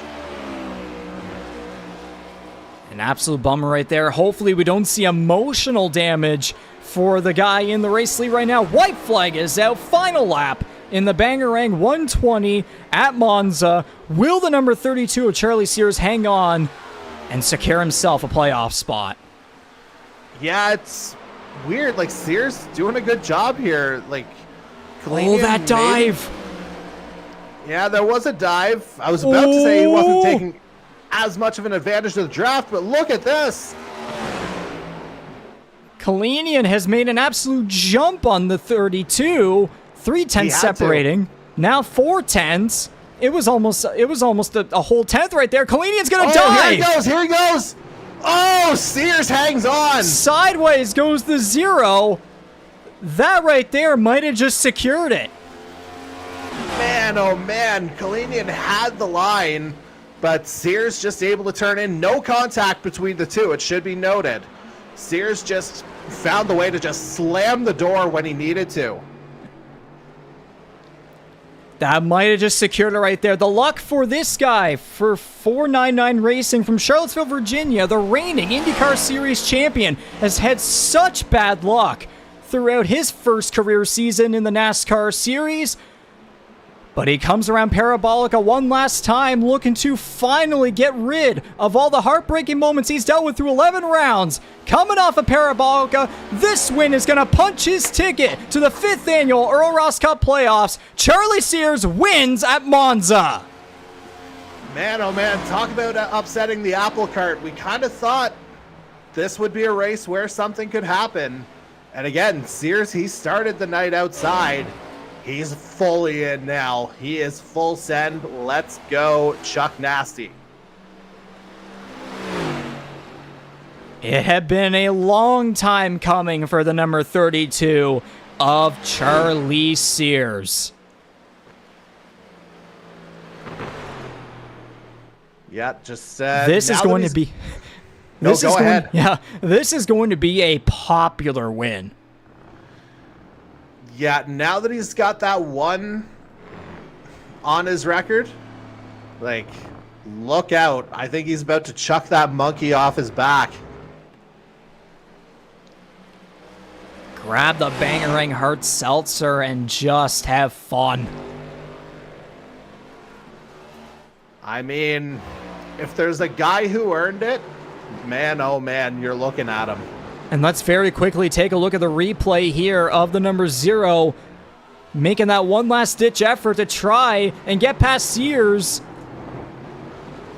Yeah, just, again, that door was just so firmly slammed shut. Like, that's Charlie Sears with road course experience as well, going against, again, Jordan Kalinian, who's been the titan of these road courses so far.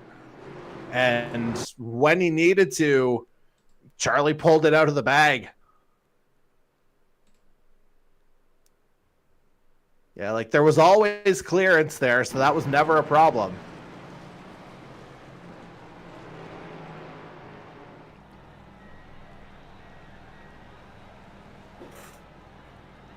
There are a couple of guys here there'll be a couple of guys here absolutely delighted to see Charlie Sears getting the win here at the Monza circuit, the first ever winner of an overseas race in the Canadian E-Motorsports Network NASCAR Series, powered by Kyle's Fried Chicken and Barbecue.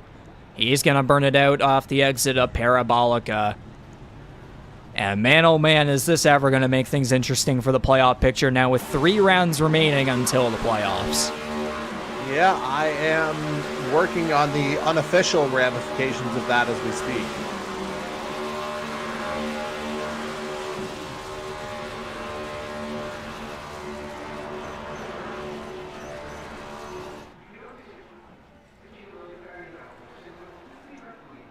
Oh. Yeah, why not? I mean, even though Kalinian was 2 for 2 on the road courses coming into tonight, he's, again, being the winningest driver in the series so far this season, that's still, regardless, a heartbreak. Oh, man. I mean, like, again, literally 3 or 4 laps to go. He had it. He was in control. And ultimately, again, coming out of that second Lesmo, that's just, pure unfortunate timing, it has to be said, which is what set up that winning move from Sears into Ascari. Like, Kalinian, yeah, again, he's had the success this year. That one might leave a bit of a taste in his mouth. And we're not merely saying that to build up drama either. Like, those are legitimate feelings. Oh, absolutely.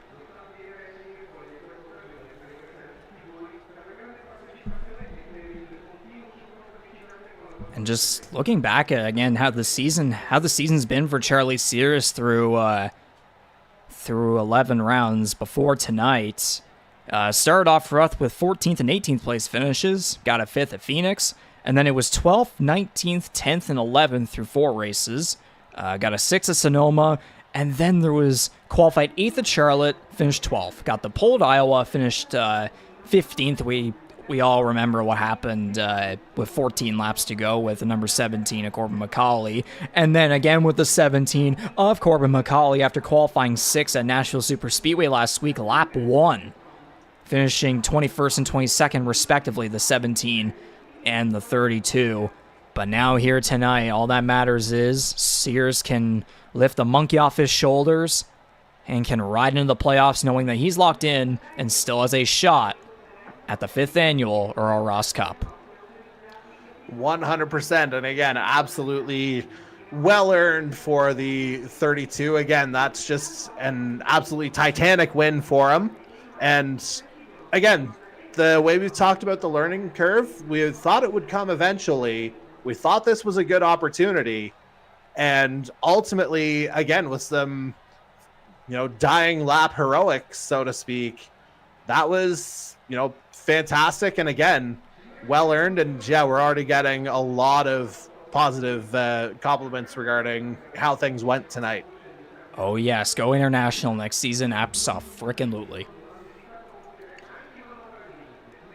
Yeah, no reason to doubt whether or not Monza is going to produce, the drama or the excitement, I guess would be the better term. We're all good now. And thus, with all that being shown and said, might as well get into the iRacing voice chat here and have a word with tonight's winner of the first annual Bangarang 120 at the Monza circuit, the number 32 of Charlie Sears. Jordy, you go ahead and give me some your own questions. Hopefully I don't steal any before I indirectly steal them before I get them. Right, yeah. No, I will get on that.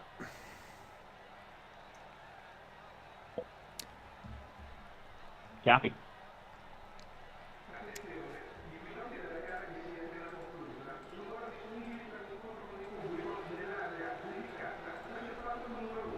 Charlie Sears, this is Regan McCauley up on the broadcast booth. You got a copy? I hear you, Regan. You better. I better hear you too, because holy moly, a race and a battle for the ages. I mean, throughout the whole race, we were seeing battles all over the place, and you were involved in plenty of them, but man, oh man, what a pro move that you made towards the end there to take the race lead and eventually hang on for the first annual Bangarang 120 win at the Monza circuit, and your first career win within the NASCAR series. And again, you were riding some momentum into this season as a rookie on the stock car side because, of course, you won the IndyCar/Dart Series championship, and through 11 rounds, of course, it's been a hell of a roller coaster for you so far, but now here, after tonight, you can finally lift the monkey off your shoulders and say that you have booked a ticket into the 5th annual Earl Ross Cup playoffs, and you'll be safe for the next 3 weeks. Buddy, tell us everything. Oh man, I'm a lot more emotional right now than I thought I would be getting a win here. It was coming, but I thought maybe next season. Like, I've learned a lot. Like, if you look at how I was in Daytona, our first race, I had no idea what I was doing. How is everyone so much faster than me? I've got folks in my ears saying you got to stay within 0.2 of someone to like not lose them, and I'm that's too close. I don't know what you're talking about. To be here, obviously, it's the road course. You know, I think that I have some skill in a road course, but the competition is just insane on the road and oval side. Like you said, there were battles throughout the race. Everyone stayed clean. We didn't have many retirements. I think only a handful, and it was just an insane race. Like Corbin in that first stage, I pushed and I really wanted that second place. I should have settled for third there. Got off into I took too much brake too late going into the first Lesmo there, and got into first gear and just lit it up. And like thankfully, neither Corbin or I had too much damage off of that, and was able to get sixth. Andy really fought for that win in the second stage. I could not get past him. Nothing I could do. The only place I had any speed on him was Curva Grande, and I was not willing to throw it too wide into that kinks there. So we, happily took a second there. And I thought it was going to be second coming out of this. I was planning to take a full set of tires after the second stage before this long run. I knew a fuel save wouldn't work, and seeing how I kind of got chopped in that first pit stop, I just realized, okay, maybe I need to not take tires. I'm only taking a splash of fuel for what we burned. Didn't take tires. That got me a great position coming out. Jordan got a fantastic run off the start. Got right up behind CD. We eventually got past CD. I just capitalized on Jordan's move into the first Lesmo and followed him right through. We were able to put some pace on CD. CD tried to cover on strategy and head into the pits, but we maintained that gap. And from there, my goal was to just stay behind Jordan and try and keep pressure on, like trying to force a mistake. I didn't think I could make a pass. I just wanted to see, can I take this home in second, and can I make it close, or can I, potentially force a mistake? But Jordan, fantastic behind the wheel, didn't make a mistake the whole time. That second to last lap, there was a lapped car that looked like they were coming back on track. Jordan lifted, I lifted as well, but heading down into the first Ascari, I sent it. It felt like my only opportunity, and I knew I'd regret it if I didn't send it. Jordan backed out and let me pull ahead a bit. I was able to put second and 0.2 gap on him. He closed that right up. He's got pace, so he closed that right up. But coming into the last lap, we were heading to the second Lesmo, and Jordan tried to send it inside. I saw him in the mirror, and there wasn't an opening. I closed the door, and then was just trying to ease it on home. I knew I had 3 turns in through Ascari, and then I had to take Parabolica fine. But just an absolute wave of emotions, like crossing that finish line and hearing that I won the race. That's insane. I really didn't expect it. I have not been getting along with these cars. Y'all have seen me learn, I think, every lesson there is to learn in driving a stock car at a road course, at ovals, at short ovals, super speedways. I'm starting to get the hang of it, clearly. And, yeah, I hope there's no more penalties coming for me for not understanding the rules. They're out there. I just have not been able to get them in my head. But holy cow, I can't. This is insane. To be in the playoffs, that was my goal. Thought I might be able to do it on points with just consistent finishes, but to take a win and just solidify that with so few races left, it's just so exciting. I'm over the moon right now. Yeah, you were saying you're hopefully going to get in on points, but now with this win, you're certainly going to make the points for the drivers that now don't have a win going to the next 3 races. You certainly make that playoff picture even more interesting. I couldn't let Jordan just win them all, you know. I thought I might be about to let that happen, but that's racing. You see those moves, you take them. I think Jordan. I don't want to speculate on what Jordan was thinking. I'm thankful for how it turned out. It was fantastic racing every single lap. There wasn't a single lap I wasn't, obviously glued to my seat, but what an exciting race. For sure. And obviously talking about the decision to overcut Kalinian going into that last pit stop, obviously you waited a couple laps there, and then when you come out, he shoots by you, but you still remain like half a second behind him, and then that move to get by him for the race lead, and then later on he tries to get by you as well. May have done it just a little bit too early. Just kind of just talk about what was going through your mind through all of that, through the move you made, the move he tried to make. Like, what were your heart rates like? Oh man, I'm sure it was not. My doctor probably wouldn't be too happy about what my heart rate was going into that. The move, obviously, I made. I didn't want to send it too hard. I knew I was on the inside there. Made that move a few times in practice with other folks on track. Made it a few times, practicing the whole track and like where can the car go. Practicing leading up to the race. So I'm thankful I put that time in and was able to know what the car was going to do heading into that corner and kind of cutting that corner. The main thing I was thinking is just don't lock the brakes. I don't want to take Jordan and myself out. That's not going to help anyone, and don't cut the corner. Like I get a slowdown there. That's not gonna help too much. But thankfully, not even a 1X through there. So seeing Jordan get a worse run through Ascari and being able to put that time on him was really exciting. And then there's 2 to go, and I see that there's a few cars up ahead.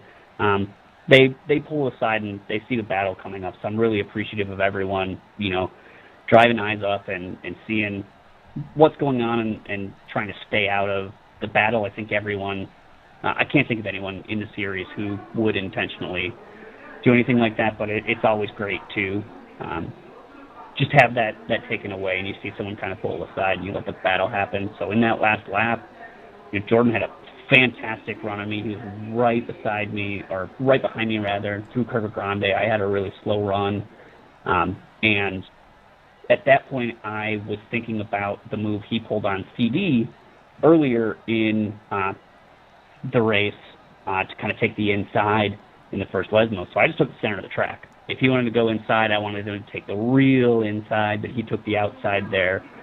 That gave me a worse run into the second Lesmo and gave Jordan a fantastic run. So he saw exactly what I was doing, knew how to capitalize on it, but these cars just don't quite if we were in the IR18, if we were in the IR01, it would have been an entirely different story with that kind of a move. But, we weren't even bumpers aligned heading into the second Lesmo with such a short run. So I could safely just kind of close that door as Jordan was trying to take the inside. I think he was just trying to show me that he wanted that area, and if anything, I could back out to try and avoid a wreck, and, who knows where we would have finished then. But felt safe, closed that door, and drove right away. Jordan then had a worse exit, so like I said, I knew it was clean. Just needed to slow it down a little to not wreck, get the last 4 corners out of the way, and drive across the line.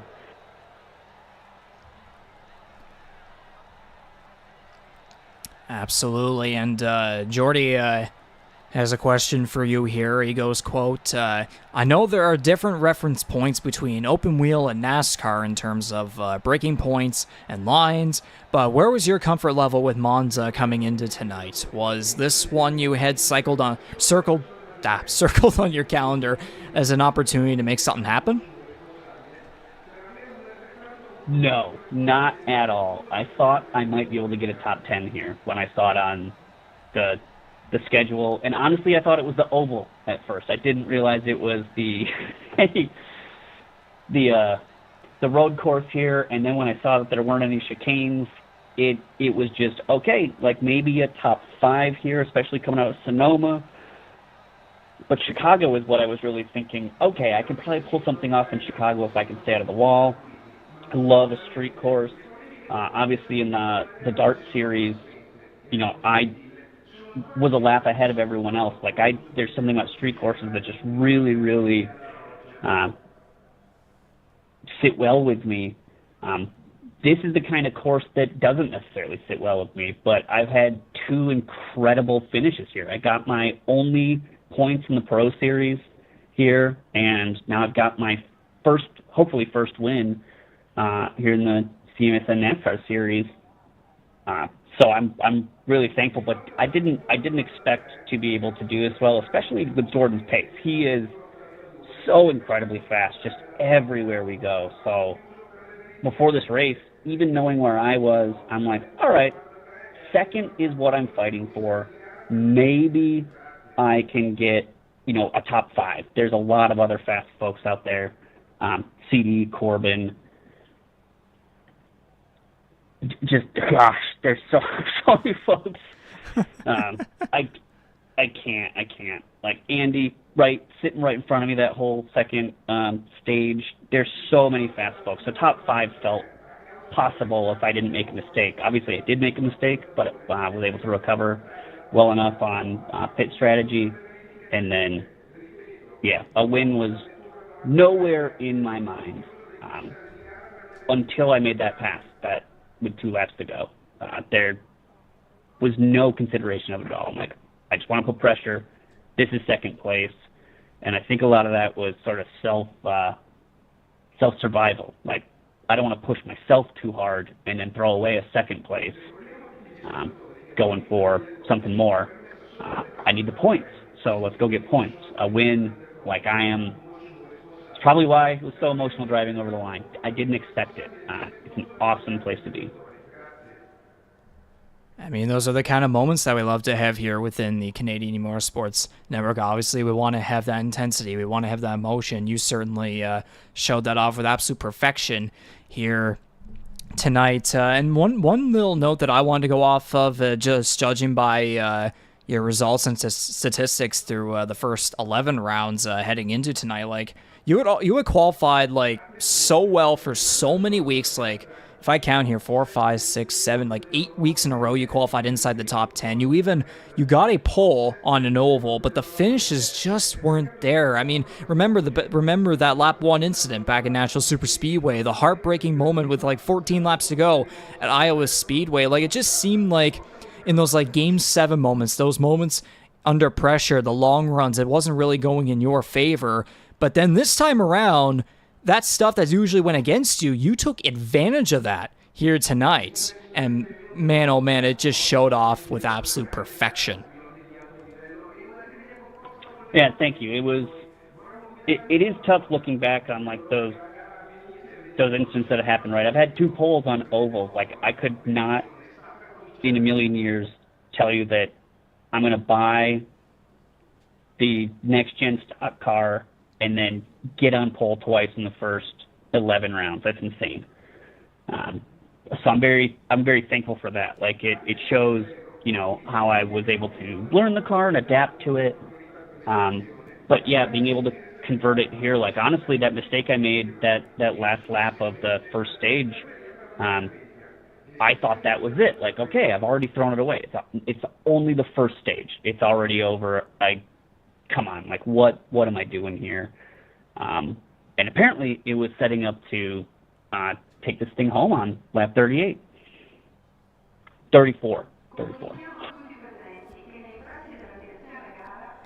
And now, with all that being said, who gets a thanks here for being able to come on out here every single Tuesday night and get the job done here within the Canadian Motorsports Network and the NASCAR Series powered by Kyle's Fried Chicken and Barbecue, and perhaps give some shout-outs to some of the guys here behind the scenes who have been giving they're giving their full support. I mean, it's a popular win for you. There's so many drivers here that have been congratulating you, and I imagine your partners will be absolutely thrilled to learn about this. If any are watching as well too, they must have smiles on their faces. Just who gets a thanks? Who do you want to shout out for the first time? Yeah. First and foremost, like my wife. She's very supportive of heading down on a Tuesday night and doing some racing. So very, very thankful for that. 499 guys, like, helping me out with the ovals where I just have no knowledge, no skill, and, like, able to, like, quickly within that week get on pace and be able to, like, be in those top 10 positions. Obviously I've got more to learn and, working to convert those.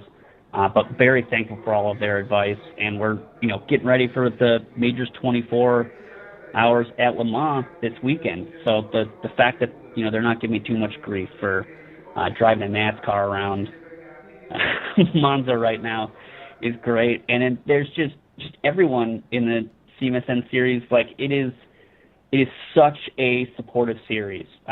Everyone is rooting for everyone else. Everyone is really excited at the end. Even when you're disappointed when something doesn't go your way, you're cheering for everyone else out there. And I don't think I've seen anyone be frustrated for more than a day. You wake up that next day and, it gets shaken off. So I'm really thankful for literally everyone. Andy's been a huge help. We chat a lot, and we help each other out a bit on just strategy, thoughts before the race. But it's been awesome just chatting with Andy. But really, like, there's not a single person I couldn't call out and say, like, has had a positive influence on my enjoyment, my involvement of this series. That's why I'm here. Like, if you told me 6 months ago, hey, you're going to be driving next gen NASCAR around any track, I don't care what track it is, I wouldn't have believed you. Like, I don't get along with these cars, but I'm learning to enjoy them, how the racing differs, able to bring that back to, driving the cars I do enjoy with a ton of horsepower and, none of the weight that these cars have. So it's been awesome. Really, really appreciative of everyone. And obviously you and Jordy, taking time out of your days to broadcast these races. Like, this is a team effort, even if it's an individual sport, and we're all kind of competing. So I'm really thankful for everyone. And we're extremely thankful to have you and your partners with us here in the Canadian Motorsports Network NASCAR Series, powered by Kyle's Fried Chicken and Barbecue for Season 5 on the iRacing platform. Ladies and gentlemen, that was the driver of the number 32 499 Racing Chevrolet out of... Give me a reminder here. Charlottesville, Virginia. There, and Jordy giving me the reminder there, too. Number 32, Charlie Sears, the winner of the first annual Bangarang 120 at the Monza circuit in Monza, Italy. He has booked his ticket into the 5th annual Earl Ross Cup playoffs, the 8th different winner through 12 rounds this season. Charlie, the monkey's off your back, off your shoulders. Either way, congratulations on the win. Go celebrate, and next 3 weeks, again, just try to maybe get some extra points, stage points and such. And I mean, too, I'm just going to say right now, there are 2 road courses in the playoffs, especially Watkins Glen being the eliminator in the first round. We're looking forward to seeing how you're going to play it all out coming up in the 5th annual Earl Ross Cup playoffs. Yeah, thank you. Looking forward to it. And there you have it, folks. That was Charlie Sears, the winner of tonight's race, round 12 of 22 here at Autodrome Nazionale Monza, the first ever overseas race for the Canadian Motorsports Network NASCAR Series, powered by Kyle's Fried Chicken and Barbecue. And as we bring Jordy back in here, eventually we'll have the unofficial results for the Bangarang 120. Charlie Sears getting the win, of course. We just spoke to him and a hell of a post-race winner interview. Jordan Kalinian comes home in second place, just fell short with a bit of a last-ditch effort there on the final lap, but a hell of a race by him, also winning stage one. Just, again, another amazing road course performance by him. He does not go 3 for 3, but still, he finishes second or higher in all three of them thus far. C.D. Mangrum with the third place finish, and it sounds like as if we have a new regular season points leader in the number 1 of C.D. Mangrum, who will be above the number 17 of Corbin McCauley, which that's exactly what he does here in the race as well, as McCauley comes home in fourth. Jose Mercado rounding at the top 5, a solid, bit of an under-the-radar, quiet performance there by him. Andy Hurdle, 7 car, finishes in 6th. Darcy Ford, 7th. Ty Higginbottom will finish 8th. Mike Marini, 9th. Kyle Knoll, 10th. And as we get into the rest of the field here, Hunter Young just barely finishing outside the top 10, so another decent run for him. And how about this, Jordy, finishing in 12th? The Tornado Alley E-Racing top 10 streak has finally come to an end at 12 rounds. Yeah, it was something that I picked up on while you were chatting with Charlie, but I mean, Adam Wilson, he was up there as well, but yeah, a couple of mistakes in stage 2, and then not sure what quite happened in stage 3 to get him into the 12th, but I mean, the man's done more than enough to earn himself a playoff spot. Of course, the win on top of all that, right? So, not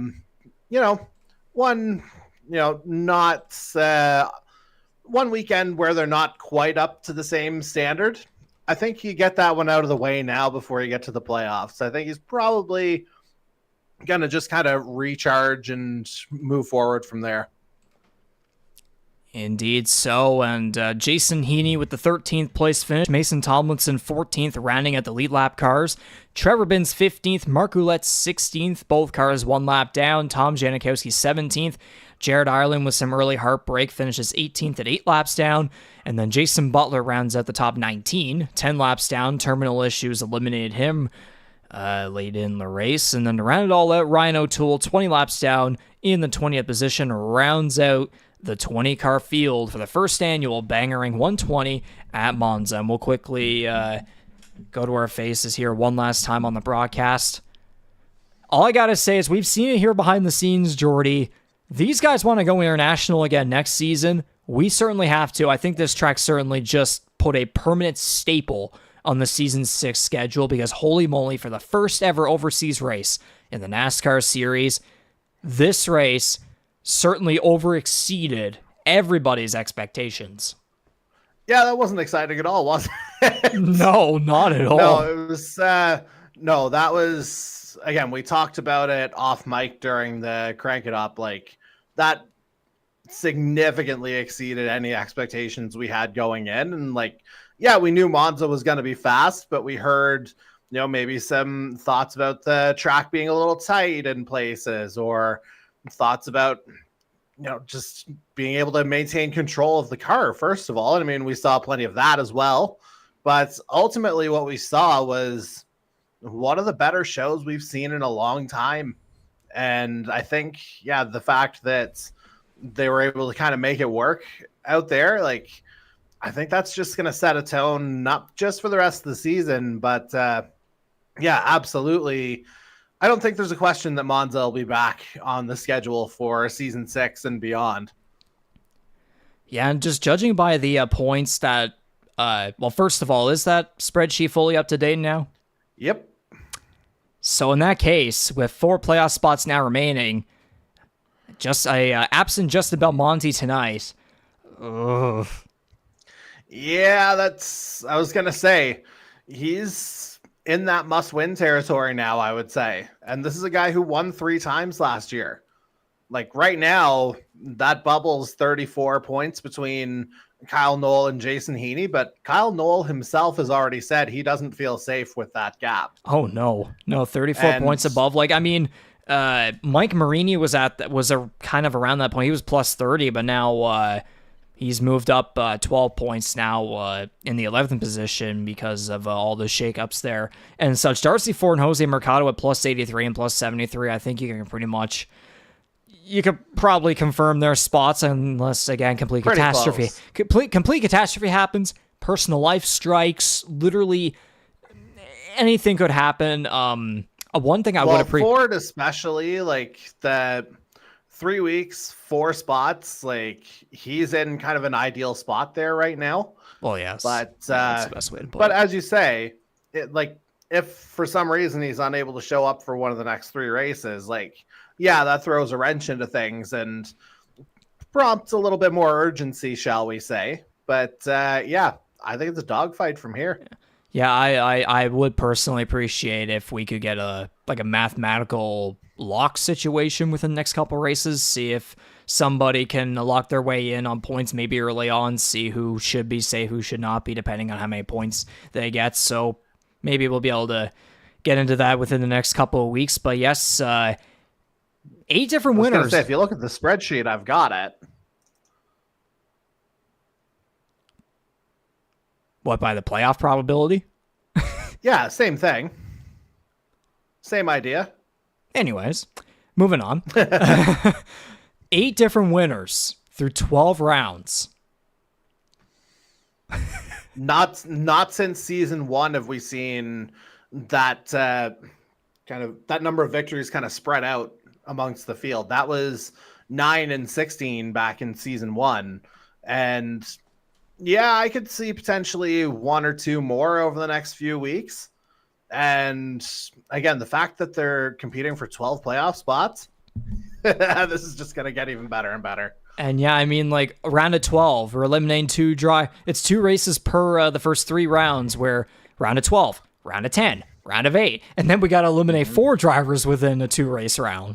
Yeah, we do. And then it's sudden death. 12 drivers, not 16 like we've had the past 4 seasons. There still will be the best of the rest championship, which again, maybe some people could argue that's the better one because it's the points tallied up through every single race. It's not like a playoff thing going on. I mean, we could introduce a playoff format for that if we want to really be dramatic, but yeah, we got enough going on right now. Maybe that's a future discussion. Exactly, yes. But I mean, past 4 races, we've had a different winner. Sears, Kalinian, Magram, Hurdle. Kalinian got his 3rd pole of the season tonight, and then a 10th stage win. Andy Hurdle finally got that first stage win of the season. And just, again, as we've been talking about, looking forward at the next 3 races, winding down the regular season of season 5, going towards the 5th annual Earl Ross Cup playoffs. You got Pocono Raceway, Indianapolis Motor Speedway, the Brickyard. So a triangle, a Brickyard, and then who the hell knows what happens with the throwback race at Rockingham. Yeah, it's anything but predictable over the next 3 weeks, isn't it? And I think that's the way it's got to be here, because then we'll firmly establish, who the best of the best are. Absolutely. And again, we are guaranteed to have drivers make it in on points. It's just a matter of how many. But yeah, again, next 3 weeks, we got, looking at the schedule here again, Pocono Raceway on June 11th, it's the Forked River 200. The Kyle's Fried Chicken and Barbecue 200 is June 18th at Indianapolis. And then the Dulux of London 200 will commence at Rockingham Speedway on June 25th. So after 12 rounds, 8 different winners, we have another first-time winner, first career series winner here tonight at the Monza circuit. So tonight, that was round 12 of 22, the Bangarang 120 at the Monza circuit in Monza, Italy. The first ever overseas race for the NASCAR series, powered by Kyle's Fried Chicken and Barbecue. The number 32, a 499 racing driver, Charlie Sears from Charlottesville, Virginia, takes his number 32 Chevrolet to victory lane for the first time in his NASCAR series career. We'll see if he tries to go back-to-back next week at the Pocono Raceway on June 11th. It's the Forked River 200 right here on the Canadian E-Motorsports Network YouTube channel. Coverage begins at 7:30 p.m. Eastern, 8:30 p.m. Atlantic. We will go green at about 8 Eastern, 9 p.m. Atlantic. You will not want to miss any of the action as we wind down to the 5th annual Earl Ross Cup playoffs. 3 regular season races remaining. How will the rest of the playoff picture play out? You will not want to miss what happens next within the Canadian E-Motorsports Network NASCAR Series. So, on behalf of everybody here, Jordy Kerher on the other side, he's been here since the very beginning, on the other side of the country in Alberta, Canada, the Canadian E-Motorsports Network Competition Committee, all partners, sponsors involved within the series, and to you, the fans, my name is Regan McCauley from Charlottetown, Prince Edward Island, the voice of the Canadian E-Motorsports Network.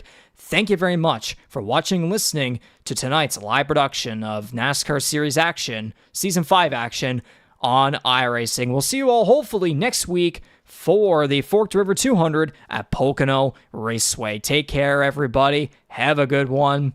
Drink your Bangarang safely. Cheers.